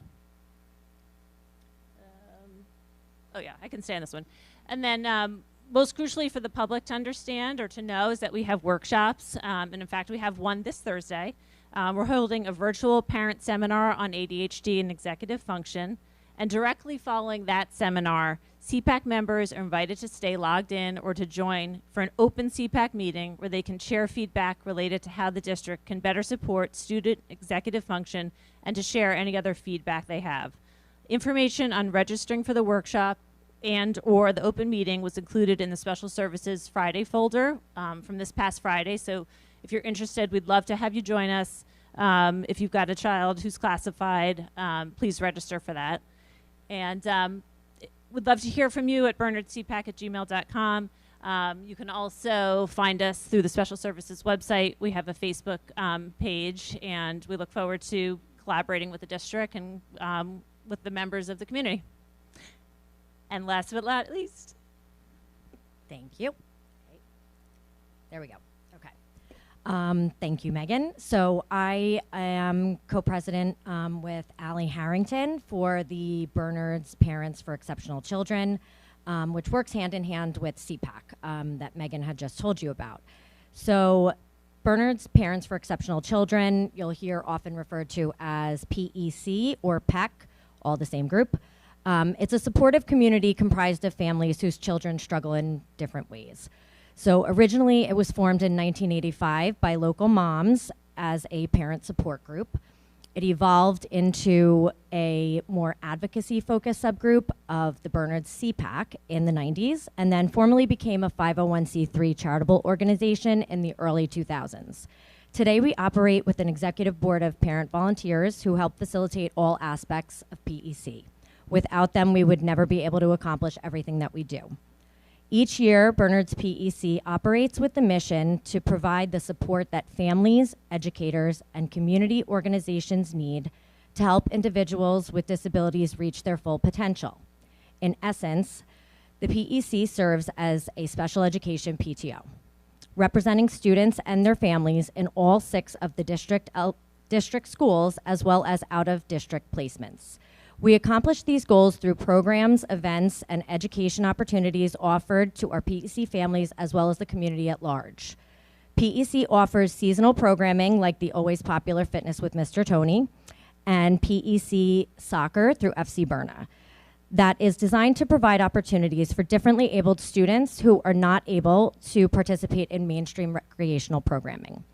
Through these PEC activities, children can practice socializing with peers and mentors, improve their fitness and skill levels, and simply just have fun. To facilitate connections between families, the PEC hosts social events throughout the year, such as our fall family picnic, various parents' night outs, and the very popular Photos with Santa. We also hold workshops to educate and empower parents by giving them the access to professionals to help strengthen their skills and learn new strategies. All in all, our hope is for parents to feel less isolated and more confident about themselves and their role as advocates for their children. We believe that an informed society is an empowered society. And so through our PEC Mentor program, we have educated hundreds of students over the years, making them more aware of disabilities and fostering an environment of understanding and support within our town and schools. Incorporating peer mentors into all of our programs and events is an essential part of connecting our special education students to their general education counterparts. Each year, we offer training to interested mentors that teaches them the knowledge, strategies, and empathy they will need when mentoring PEC children. Thanks to our annual fundraising efforts, such as last year's wildly popular Touch a Truck at the Mahan Collection on Crossroad, and the movie afternoon fundraisers that are actually happening currently at elementary schools, we have been able to support the PEC community for almost 40 years. And this year, PEC is donating a calming sensory kit to each of the 6 district schools to have available at their events and activities for students who might need to regulate or reset with a sensory break. We're hoping that having this resource available, more families will be encouraged to attend and participate in school functions that they might have previously shied away from. Additionally, PEC will also be donating various items to special education classrooms across the district schools. In the past, we have funded a sensory path at Mount Prospect, provided annual disability awareness workshops for 3rd and 6th graders, and donated sensory kits to our township police. To summarize, for those of you who just got lost in all of that information, PEC is an organization that is available to any family whose child struggles with behavioral, developmental, emotional, or academic challenges. Within the last year, PEC has revamped our website as well, adding an exceptional resources page to help guide you and your family through education-related, family support, and disability and learning resources that you can explore by using this QR code. Forgot to change the slide. The scope, as Jean actually just said, the scope of what it takes to raise a child today has changed dramatically since we were kids, but luckily we have organizations like PEC and CPAC full of reassuring and empathetic individuals all on the same journey. Thank you for your time tonight. Guess what? We're done.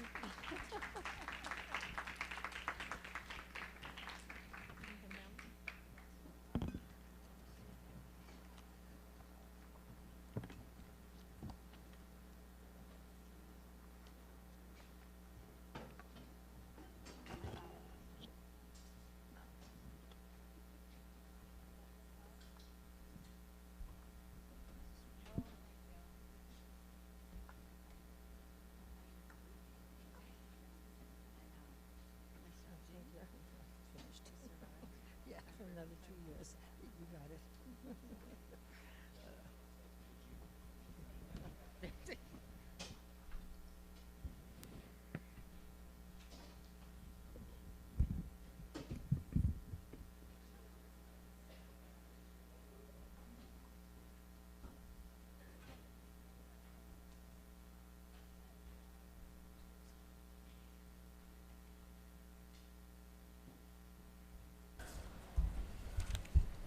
Thank you very much to Dr. O'Connell, Dr. Reed, Ms. Vitale Stanzione, and Ms. Orr, and Lindsay and Megan. I know they worked really hard on that presentation. It's been a long time coming, so I think it was great to hear all about all the programs that we have in the district, which are obviously a lot, and to hear about different organizations, CPAC and PEC, that are supporting families and students with special needs and that are struggling in other capacities as well. So it was really great to hear all that information.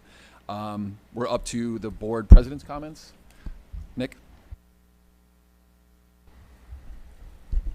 Okay, so I'm not the board president, but I mean, Tim? Okay, so I'm back. Nothing really to say tonight. I know last meeting we did talk about voting on school start times tonight. We are not going to do that because we are waiting for our state aid number. So that goes into the calculus of what our final budget will look like. We'll have a little bit more discussion of that during the finance committee portion of the meeting, but we will not be doing that. And for the superintendent's report, Nick is going to give an update on the pool situation, which was kind of a monkey wrench in terms of late start times, moving start times. So that will be under superintendent's report. So, Nick. Thank you, Mr. Salmon. Just to echo the thanks there for Dr. O'Connell and Dr. Reed, Ms. Vitale Stanzione, and Ms. Orr. Thank you, guys. I know that I asked you to put a lot of work into that, and I just appreciate everyone's patience. I know it was long, but as Mr. Salmon said, it's complex, right? There's a lot that goes on, and I really appreciate you guys taking the time to try to make that understood. We didn't take time for questions tonight from the board, obviously, just due to time, I think. I will make sure that in addition to the public, the board has complete access to your slides, and if there's any follow-up, I will certainly pass those questions along to you guys. So as far as superintendent's report, as Mr. Salmon mentioned, I know at the last meeting we talked a little bit about one significant challenge to any possible change in start times for Ridge relates to pool swim time. So first of all, congratulations to the swim team, the girls swim team. That was pretty awesome.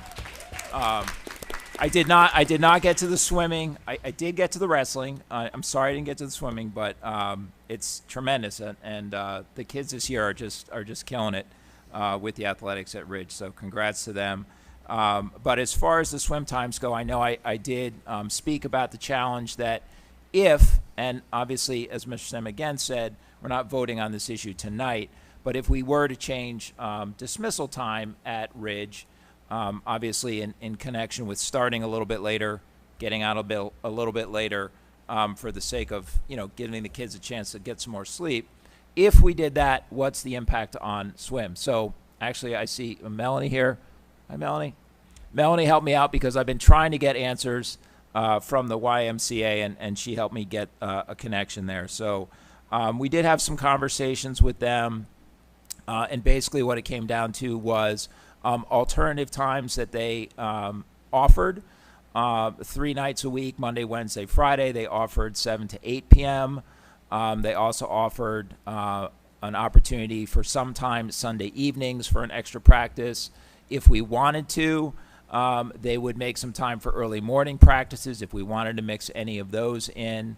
In addition, we talked about our neighbors over at Somerset Hills School District at Bernards High School. They have a time from 8 to 9 p.m. Our time is basically 2:45 to 4 p.m. And we talked about pooling those times together. Sorry, terrible pun. Pooling those times together and, sharing different slots, trading times. They might be interested in taking some of the time from 2:45 to 4, which would make their 8 to 9 p.m. slot available as well. I know that our athletic director, Mr. Mancino, spoke to the athletic director over at Bernards High, and they were very interested in collaborating and working out a schedule. And the Y was very committed to working with us to help make sure we could get our swim practice in, even if it were a slightly different schedule. So I think everybody was supportive, everybody I talked to, and I did tell them we haven't made a decision, but we wanted to know if we would have options, and they were all committed to working that out. So I feel good that we can make something happen that would allow the kids to have practice time even if they get out a little bit later and they can't get to the pool in that 3 to 4 o'clock range on a daily basis. As far as agenda items go, I just have the one HIV report. Great. Could I have a motion to accept the HIB report? Dave and Robin. Roll call, Jim, please. Mr. Salmon? Yes. Ms. White? Yes. Ms. Light?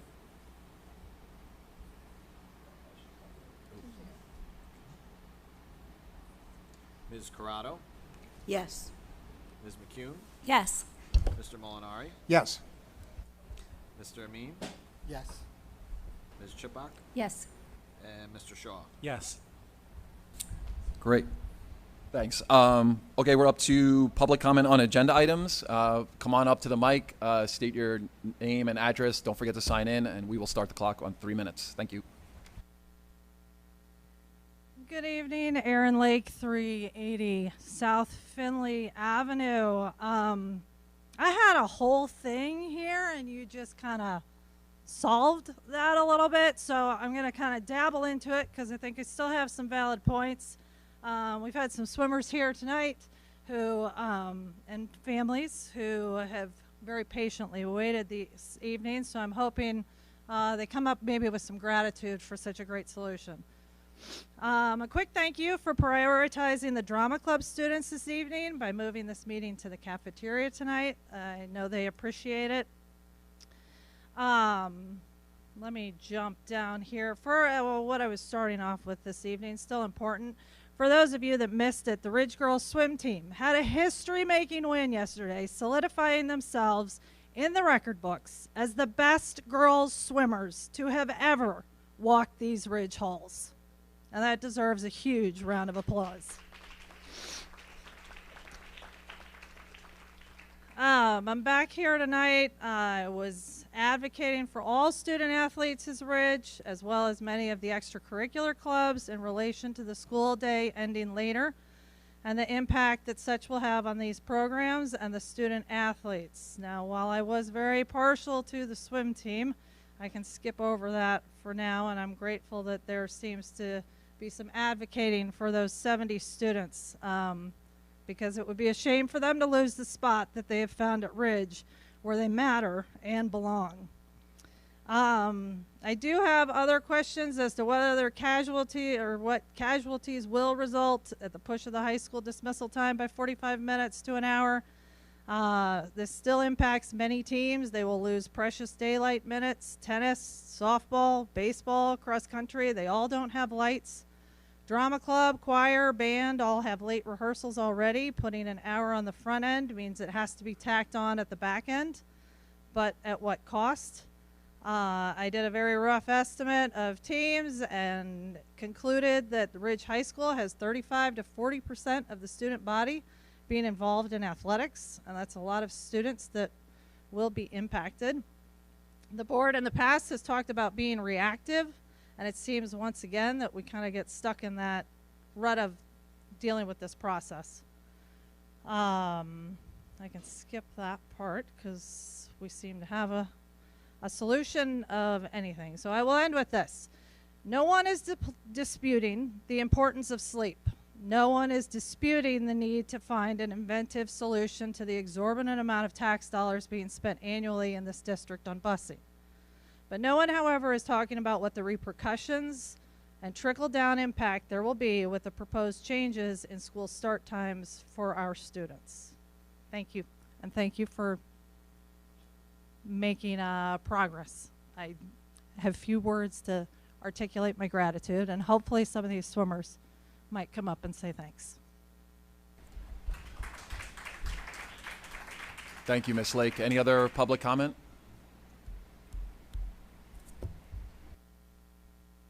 Hi, everyone. Good evening. My name is Melanie Dupuy, 70 Quincy Road.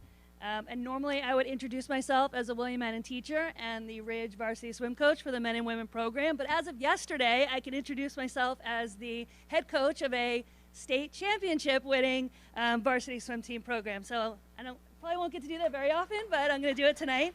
So congratulations to the girls swim team. We've got a bunch of swimmers here tonight.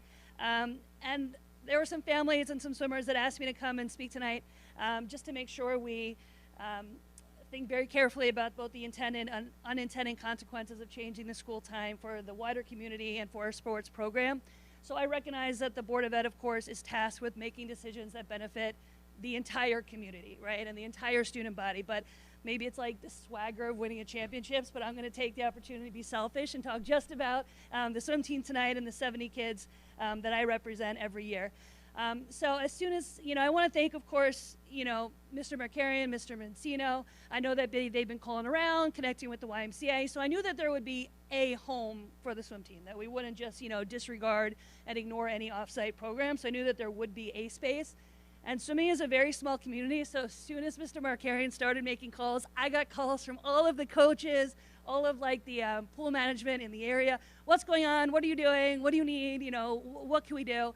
And so I knew that there'd be a place for the swim team, but I just want to make sure it's a place that continues to grow the program and the time doesn't turn people away, and that we recognize, that the Ridge swim team has really grown quite a bit over the years. Swimming is a big part of this community. Somerset County in particular has a huge swimming tradition. That's why Ridge Swimming has grown into such a tremendous program. And I would hope that if we move the school time and we go to a 3 days a week or a Sunday night or 7 to 8, I recognize that is a home, but it's not our home, it's not our time, it's not what our culture is built. And I've been coaching now for 17 years. It takes a lot of blood, sweat, and tears to build the program to the success it is today. So I often see swimmers from a very young age on deck at the YMCA right after school. It's convenient. The kids take the bus to get there. And I do worry about a later time. I know Bernards, who has a later time, has struggled with some enrollment and filling their lanes in the pool, and I hope we don't go down that road. But again, I will commit to working with everyone to make that happen. I do know coaching and staff could be an issue. The only reason that I'm able to coach right now is because of the time. After school, I wouldn't be able to do it at night, so I certainly worry about that as well. I know someone will take it on, and I can certainly help them, but I want to make sure the program continues to grow. So I know that there are so many pieces that go into the decision. Again, I'm being selfish tonight and speaking on behalf of swimmers that I love and respect. Just we matter, the kids matter, swimming team, anything off-site, tennis, hockey.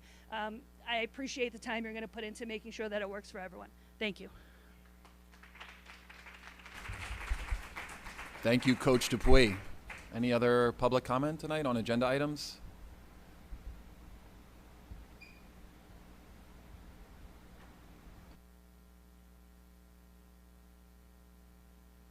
Tally Lake, 380 South Finley Avenue.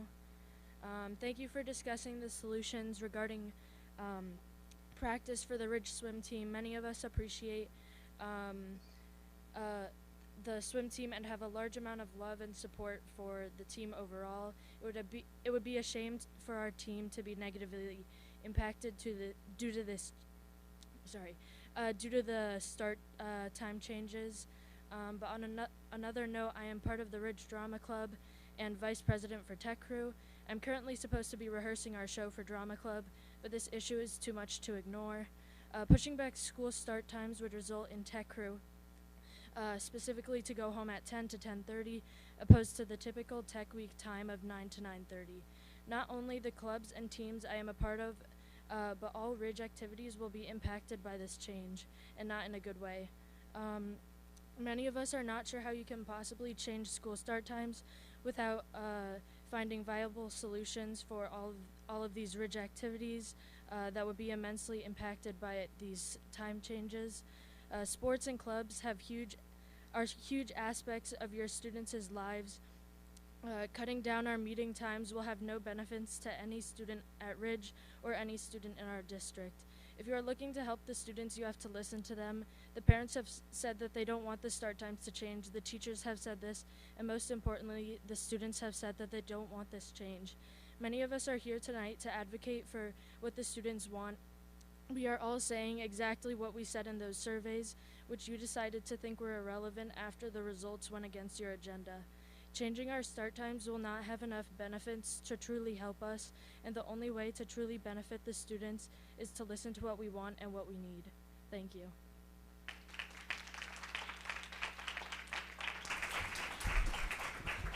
Thank you, Tally. Any other public comment on agenda items tonight?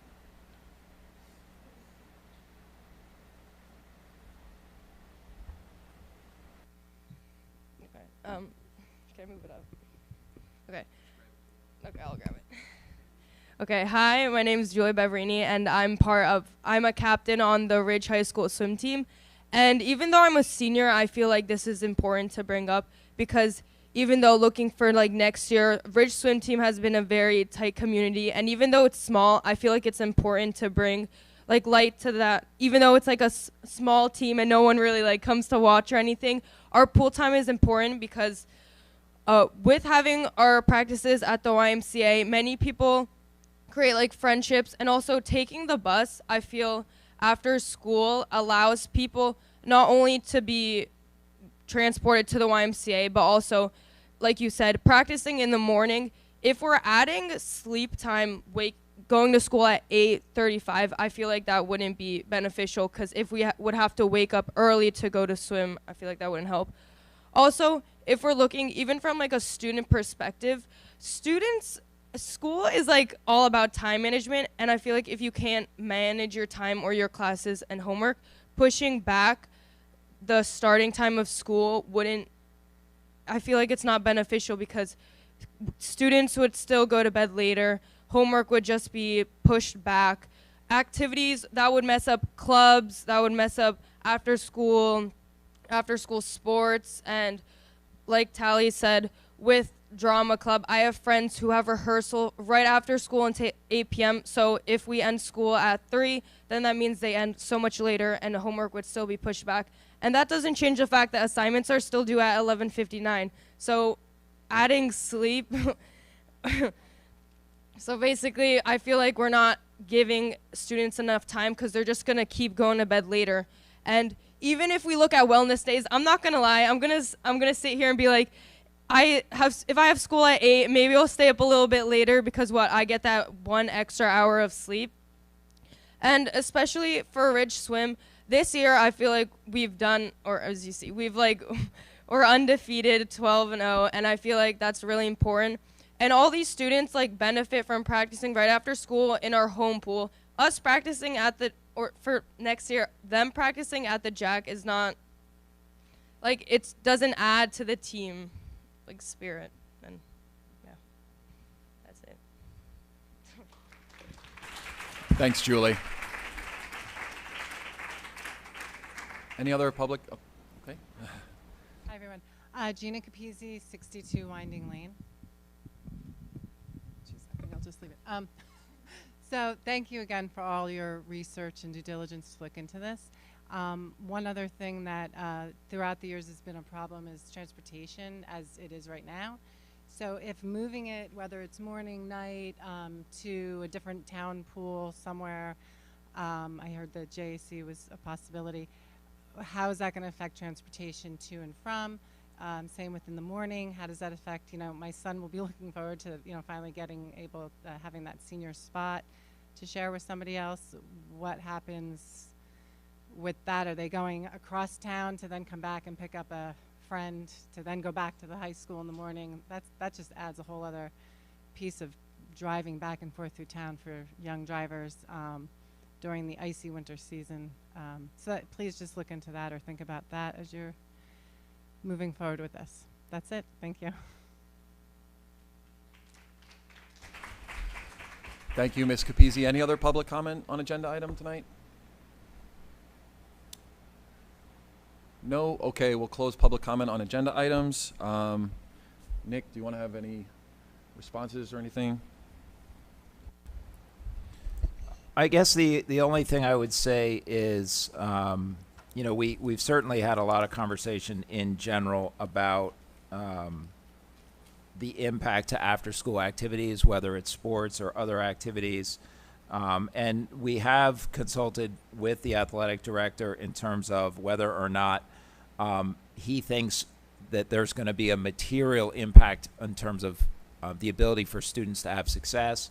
And honestly, he's been really positive in kind of the concept of trying to make better use of time and being more efficient with the time that's available. So I'm not feeling like the feedback from him is really problematic in terms of the overall amount of time. And in fact, he's talked about the fact that a lot of the research supports that students that get more sleep are actually doing better in terms of their athletics and having fewer injuries. So he seemed really positive on that and actually thinking that we might see a reduction in soft tissue injuries. All right, the next thing is approval of minutes. Can I have a motion for that, please? Jen and Janice. Roll call, Jim, please. Mr. Salmon? Yes. Ms. White? Yes. Ms. Light? Ms. Corrado? Yes. Ms. McCune? Yes. Mr. Molinari? Yes. Mr. Amin? Yes. Ms. Chipok?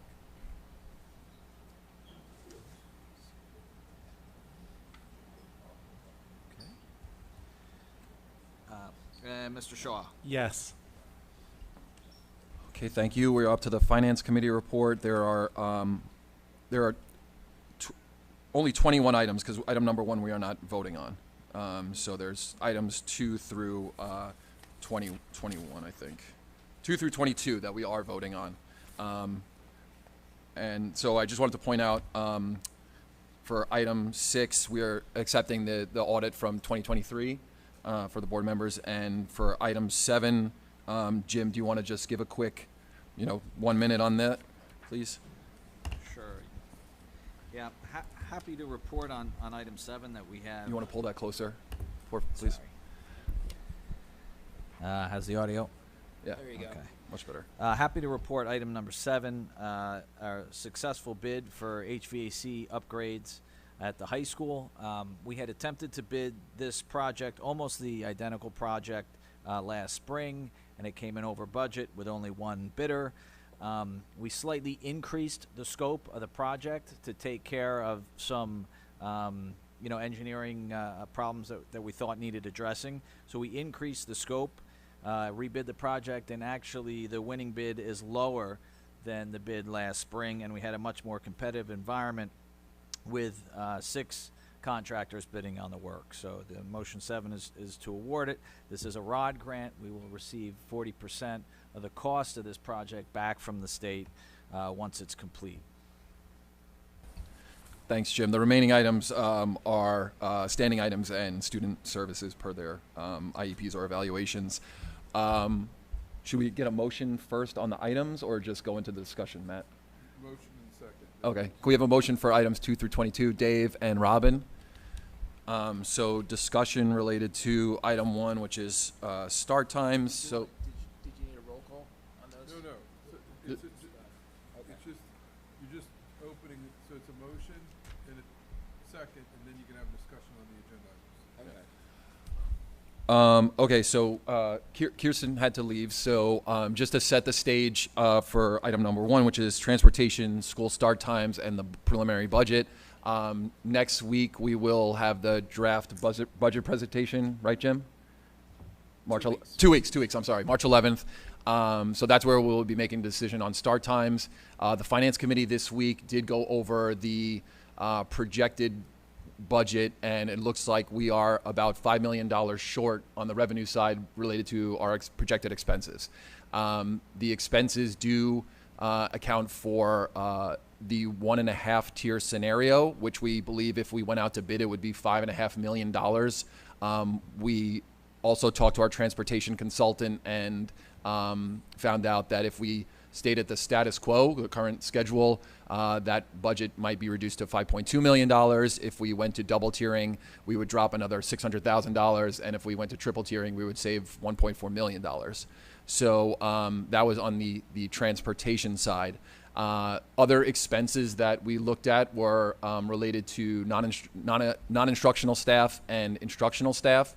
On the non-instructional staff side, it was more in the administrative level, administrative assistants, different administrative positions at different buildings in the district. On the instructional side, it was primarily focused on section numbers that could potentially, if a teacher, for example, retired and the position did not get filled, it would increase class size, but we wouldn't change any programming. So when we looked at the $5 million gap and the projection of expenses and revenue, we're already contemplating, and this is subject to discussion, but we're already contemplating at least a 2% tax increase. We do have what's called banked cap, meaning because of previous years when we did not raise taxes, last year was a 0% increase and the year before that was 0.7%. There is that difference between those amounts and 2% that we can access as the board without having to put it out to a public vote. So there is the contemplation of using that banked cap to increase the tax levy beyond 2% to bridge that budget gap. On the revenue side, there's also what's called state aid. So the state gives out money to school districts based typically on enrollment. So we are waiting for our projection. That's why we're not voting tonight. We're waiting for the governor's address, which is tomorrow, and the state aid number, which is March 1st, right? Could be earlier. Right? Could be earlier, right? So we're waiting for the governor's office, the Department of Education, to give us our our true state aid number this week, and then we'll have a full understanding of the revenue side, and then on the expense side, it's really what can we do to kind of bring that gap down, that $5 million gap down. So like I said, we did look at transportation, non-instructional staff, instructional staff, and some other kind of like smaller items like maintenance staff and central office staff. Is there anything anybody wants to chime in with? Dave, go ahead. Yeah, just to chime in on the transportation, you mentioned the 5.5 million, just to be clear, because everyone's talked about over 9 million for next year. So the difference, and correct me if I'm wrong here, that's all the 5 million is the general transportation budget. There's another 4 million or so for everything else. Yeah, so the 5 million is, you want me to go or? Let Jim jump in there. Oh, okay. It's not 9. Yeah, it's not. It's No, the 5.5 is the two from in-district transportation. The overall transportation cost center is a lot larger than that. It contains transportation for out-of-district students, athletics, aid and lieu payments, and other areas. That's a good point, because somebody did bring up the $7 million number in the budget, which, like Jim said, is a combination of all transportation needs in the district. The 5 million and change number that we're talking about is general education busing and all in-district special education. Any other folks have anything to weigh in on at this point? Go ahead, Amish. Yeah, I would say we try to minimize instructional time or cuts, and focus in on administrative roles that could be reassigned, and transportation budget that we're talking about to save most, rather than either cut instructional time or raise taxes any more than necessary. I don't know if we should talk about specific things, but ESS is a big line item. I don't know if that's been discussed or what the justifications for not really considering, really looking at that budget rather than some instructional time or raising taxes even more than needed. So the Personnel Committee met just this past week, last week, I'm sorry, on Friday. That was with the administration, Dr. Lazovic and Ms. Hudak, and the directive, I think, from Nick was to go to those folks and say, you know, how can we do that? How can we reassign roles within the administrative function? And then Ms. Fox went to the supervisors to get some ideas on the instructional side. So that was kind of the list that we went through. ESS was on there. That was kind of like a TBD as far as the committee went, based on, you know, if that program, so that program services 30 students or a capacity of 30 students in the high school and the middle school.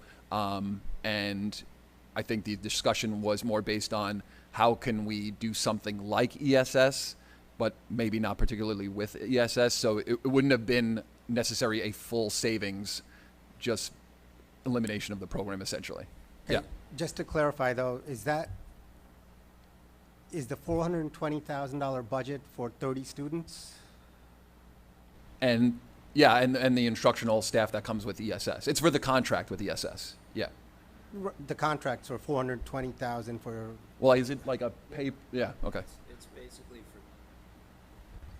Sorry, it's basically for 3 full-time staff, 2 here at Ridge and 1 at Annan. They're basically licensed clinical social workers, and their caseload is about up to 10 students each. So 3 staff, 10 students each. Yes, it's 30 students. Okay. Yep. You know, and they're providing supplemental services too for general training for district staff, as well as those parent presentations that, you know, are open to the full public. Yeah, Robin. In terms of ESS, I mean, those students need services. If we don't provide them in district, some of those students might end up in out-of-district placements, which could cost a lot more money than what we're spending. So I think, you know, we've had several presentations in committee about ESS and what needs the students have and how we could serve those needs. But regardless of how we do it, whether it's with ESS or with in-district staff, it's going to cost money. So it's not, you know, we wouldn't even know until we tried to see if there would be any savings possible. But I don't think that should be something, we don't have it figured out yet in time, you know, for this budget, because we have to, you know, meet the students' needs. Keith. Yeah, 2 things. I don't know if maybe somebody mentioned it. It's been going along already, but the biggest drivers of the increase, percentage-wise, was transportation, which we're all talking about. That was an enormous driver, which went up over almost 27% since last year. Out-of-district tuition was probably the second largest one, going up over 33%. So there was a lot of stuff that was outside of our purview to control. Looking at the different busing tierings is within our purview, and I think that's why we're not deciding on it tonight. We're waiting to see what the state comes down with, which I think is, at least for me, is going to clarify the choice between double or triple, not between doing nothing, because that's not going to be an option with where our finances are. As far as ESS goes, I mean, it is a lot of money, and the benefits are hypothetical. And as far as I've seen, the only benefits we've seen have come self-reported from ESS itself. So, does it keep students in district? There's no verifiable proof of that. There is verifiable proof of the money we're spending on it. And I also think it's questionable whether that's really our place to be doing that. So I think there's questions and a discussion to be had about that, not tonight, because that's not when we're making those decisions, but, just to make that point. Jen. Couple things. I think that ESS is definitely something that we can be discussing at some point, but I think that the families of students who are in the program would disagree and say that they feel that the program has been what has kept their children coming to school. And I believe it is our responsibility to do all that we can to educate each and every student in this district. So I don't agree saying that ESS is not necessary. I do agree that we need to discuss it. I do agree that perhaps it needs to be reimagined how that education is delivered, but there is not a doubt in my mind that we have a responsibility to those students who are enrolled in the program to continue to provide them what they need. The other thing I want to say is I'm not quite sure everybody really understands the dire situation that we are in terms of the budget. It is no longer just about getting the kids the sleep that they need. That may have been what started our discussion years ago, but that is not where we are today. Getting the kids extra sleep is 100% a benefit of switching the school times, but this is being driven by the fact that we have a huge gap we need to close. And one of the ways to do that is by changing the transportation. And it is no longer about you're not listening to what the students want. You're not listening to what the parents want. I mean, I talked about this earlier when we had our meeting with the PTO presidents. There is not going to be a decision that makes everybody happy on this. There just isn't. There's going to be a decision that hopefully we all can share in the pain, for lack of a better word, but we're going to have to do something.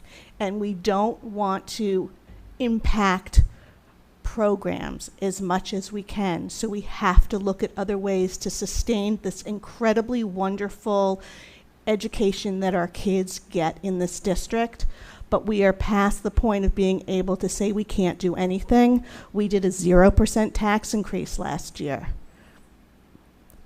We have to do something different this year. We have no choice. Dave, go ahead.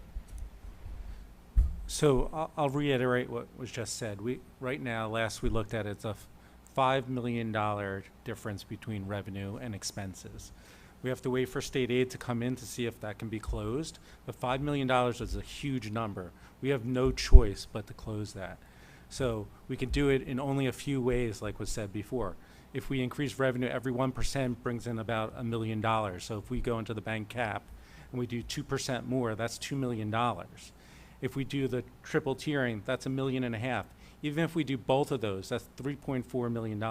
We're still not there. We still have a huge gap to close. So if this state aid doesn't come in, we're going to have to make some really tough decisions here. Janice, go ahead. I think I would like us to look at this as a community. You know, last year when the decision was made to keep to a 0% tax increase, you know, that was done in an effort to help the community overall. You know, we're all in this together, and these are the hard decisions, and this is where we have to really support one another. And anybody who's here understands the wonderful education, the wonderful teachers, the wonderful instructional aids, the materials and curriculum, the extracurricular sports and activities that this district provides, which really, you know, are very similar to what you would get in a private school. And so I think that we need to be cognizant of what it is that we provide, and also when we aren't able to provide every single thing that we may have done in the last couple of years, we need the community to ride that out with us. And hopefully, you know, we'll get through this and come on the other side some point where we can, you know, have better financial projections. But, you know, I really hope this doesn't devolve into, you know, acrimonious conversation about the budget. We need to pull together and do this together as a community.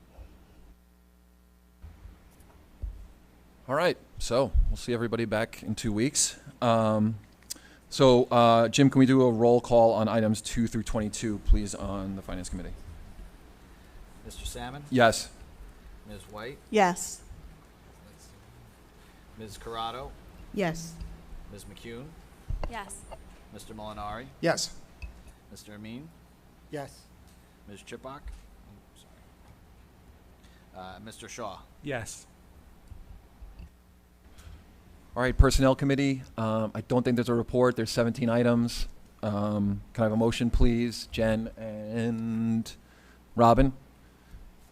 Roll call, Jim? Mr. Salmon? Yes. Ms. White? Yes. Ms. Corrado?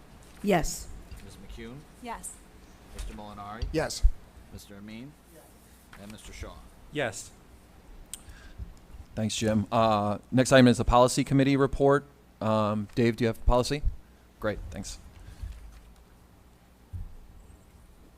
So the first policy we discussed is policy 7438, which is lightning safety. This policy related to lightning safety is more of a procedure than a policy. For high school sports, the NJSIAA has mandated lightning policy. We already follow this policy for high school sports, which requires everyone to go inside for 30 minutes if there's thunder or lightning. The policy includes the use of a detection system, which is optional. We don't currently have a detection system, however, the policy covers this in the event we ever added one in the future. This policy is not mandated. The policy would apply to all outdoor activities, including PE, field day, middle school sports, recess, and dismissal, as a few examples. One board member asked if the policy could be more practical and if there could be more discretion used. For example, if there are 3 minutes left in an activity and the lightning is so far away, does it make sense to send everyone inside for 30 minutes rather than finish the activity? Mr. Markarian agreed that he would look at other districts and see if he could soften the language to give additional discretion. The second item was a second reading for policy 2419 and R2419. There have been no changes since the first reading. As mentioned in the first reading, the district is required to have a new policy and regulation based on a new statute from the state that specifies who has to be on the school threat assessment team. We have always assigned a level of threat, so it is no different than what we have historically been doing. There are 3 levels of threat which were discussed during the first reading. One board member asked about parent involvement and wanted to ensure that the school was concentrating on prevention and not reporting and administering. The board member was also concerned about overregulation. Mr. Markarian said that parent is mentioned 25 times in the regulation and the parent is always included in the process. In addition, he mentioned that the intent of the required regulation is not about teaching kids appropriate behavior or whether a threat is made. The intent of this required regulation is to document the steps whenever there is a potential threat, and that the only change to what has been practiced for many years is naming who is on the threat assessment team. There was also a question from a board member about the link between HIB and the threat assessment policy. Mr. Markarian mentioned that there could be threats that are linked to HIB, but that they are definitely don't have to be, and they are two separate assessments. That's it. Thank you. Thanks, Dave. Any questions for Dave on policy? We do have an item to vote on. It's the threat assessment policy and regulation. I forgot to make a motion, ask for a motion for that. Can I have one, please? Jen and Dave. Roll call, Jim. Mr. Salmon? Yes. Ms. White? Yes. Ms. Corrado? Yes. Ms. McCune? Yes. Mr. Molinari? Yes. Mr. Amin? Yes. And Mr. Shaw? Yes. Thanks, Jim. Curriculum committee report coming? We're meeting on Friday, so we'll report out next meeting. Okay. Janice, wellness? March 11th. All right. Keith, facilities? Yes, facilities met on February 8th. We started off a discussion talking about solar panel installation and potential energy savings. The consensus was the best time to do that is when replacement time for the appropriate roofs come in. So administration is going to explore that as opportunities arise. We welcomed our new facilities director, Bill Mickley. Work order statuses. HVAC, there's 100 work orders, this is as of February 8th, older than 90 days. 51 are scheduled and awaiting parts. One board member asked about the 49 orders not awaiting parts. Mr. Rollo explained that the stepwise process involved in HVAC work orders. Bill explained that he's been prioritizing heating as opposed to cooling, being that it's winter. Jim's going to break out heating versus AC work orders, and Bill will review with Jim the oldest orders. Some have been aging significantly, and that delay will be investigated. Overall, we're making good headway. The new system is tracking how this is going, and staff is reporting improvements with the process. James Keene has resolved 211 outstanding work orders since September. There's only 28 work orders older than 90 days, and of those, 28 are scheduled and awaiting parts. So everything that's can be done is being done in a timely fashion. And Jim's going to start tracking orders approaching that 90-day mark to keep the efficient trend going. As we keep improving in this respect, we may get to the point where we need less Aramark employees for this purpose, and we added one additional maintenance position last summer to help get caught up on maintenance and work orders. Barker Transportation update. 8 finable lates on with no route repeated since January. It basically means the routes were laid enough that we could find Barker for it. It's happened 8 times since January, but no route has it happened twice upon. There's been 15 finable lates from November 17th through December 20th versus 70 from September through November. So the finable lates are improving overall, but they're not where we want them to be. We had a discussion on the our Aramark renewal contract with Bill Greitner. Bill helps us manage the Aramark contract. Now, Aramark, they can increase, and correct me if I'm wrong, they can increase the contract by the index rate, which is now 1.5%. That is not financially feasible for Aramark. So Bill is trying to obtain a waiver from the union at Aramark. With the waiver, we can renew at the 1.5% with no reduction in staff, and the first $100,000 of wage reconciliation of revenue goes back to Aramark, which is in essence a 4% increase in what we're paying right now. I know it's a bit convoluted, so if there's any questions. This is most likely our least bad option, because if we have to go out for a request for proposal this year, we could see up to a 16% increase. So when I referenced last year, we're getting squeezed every which way from our vendors. This is an example of that. We also had a discussion on the Ridge Sewer Line. Doug White, he's an engineer from T&M Associates. He joined remotely and talked about his analysis of the sewer line. Parts of the pipe of the 400 wing are leaking. They may need to be remediated, which can be done non-invasively by installing a liner. Manholes are being checked daily, clogs proactively removed while permanent solutions being explored. One exterior manhole seems to be clogging, which a relining of the channel in the manhole may alleviate. This could help alleviate issues further upstream in the systems, and Bill feels we can do this ourselves over President's Day. That was done. I think I saw that in the bills. Yep. Okay. The town has also asked us to explore straining some of the runoff from school property, and Doug feels this is a fairly easy project. I think that was done too, wasn't it? That one hasn't been done yet, but that okay. would involve sort of a new installation on one of the last manholes off of the property. Okay. On the capital projects update, our ROD grants, Ridge High School classroom bid opening on February 22nd, did open. Replacing unit ventilators for Ridge High School. Varsity Field Complex. The Department of Environmental Protection, their analysis is a minimum of 3 to 4 weeks out. Boswell Engineering said the wetlands setbacks review was delayed due to the Department of Environmental Protection. It's not in our hands, and is likely it's going to negate the project's completion by the fall season, but we're continuing mitigation efforts to ensure varsity fields are playable, and JV soccer will either be on the field or has an alternative place to play. Facilities condition assessments, the contracts were signed, kickoff meetings coming soon, and the WAMS paving loop was sent back, the proposal was sent back from the DOE. Nothing's wrong with it, they just want an additional resolution that we're not using state funds for this. We are not, and it shouldn't be a big delay. The project is moving forward. Liberty Corner direct install pre-construction meeting happened the Friday after our facilities meeting. Lee Audio, equipment was received targeting an early March install for the audio system on Lee Field. The Ridge High School public address repair, winter break upgrade, done. Cafeteria equipment, it's arriving, installed piecemeal, it's coming in. As it's coming in, we're installing it. Canopy repair at Liberty Corner. This entails repairing posts for the covered walkway.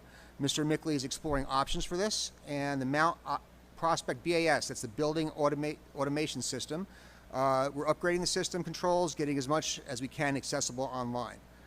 We confirm going forward first Thursdays of the month for facilities and ops. And let's see. Miscellaneous, one member asked about the WAMS cafeteria use.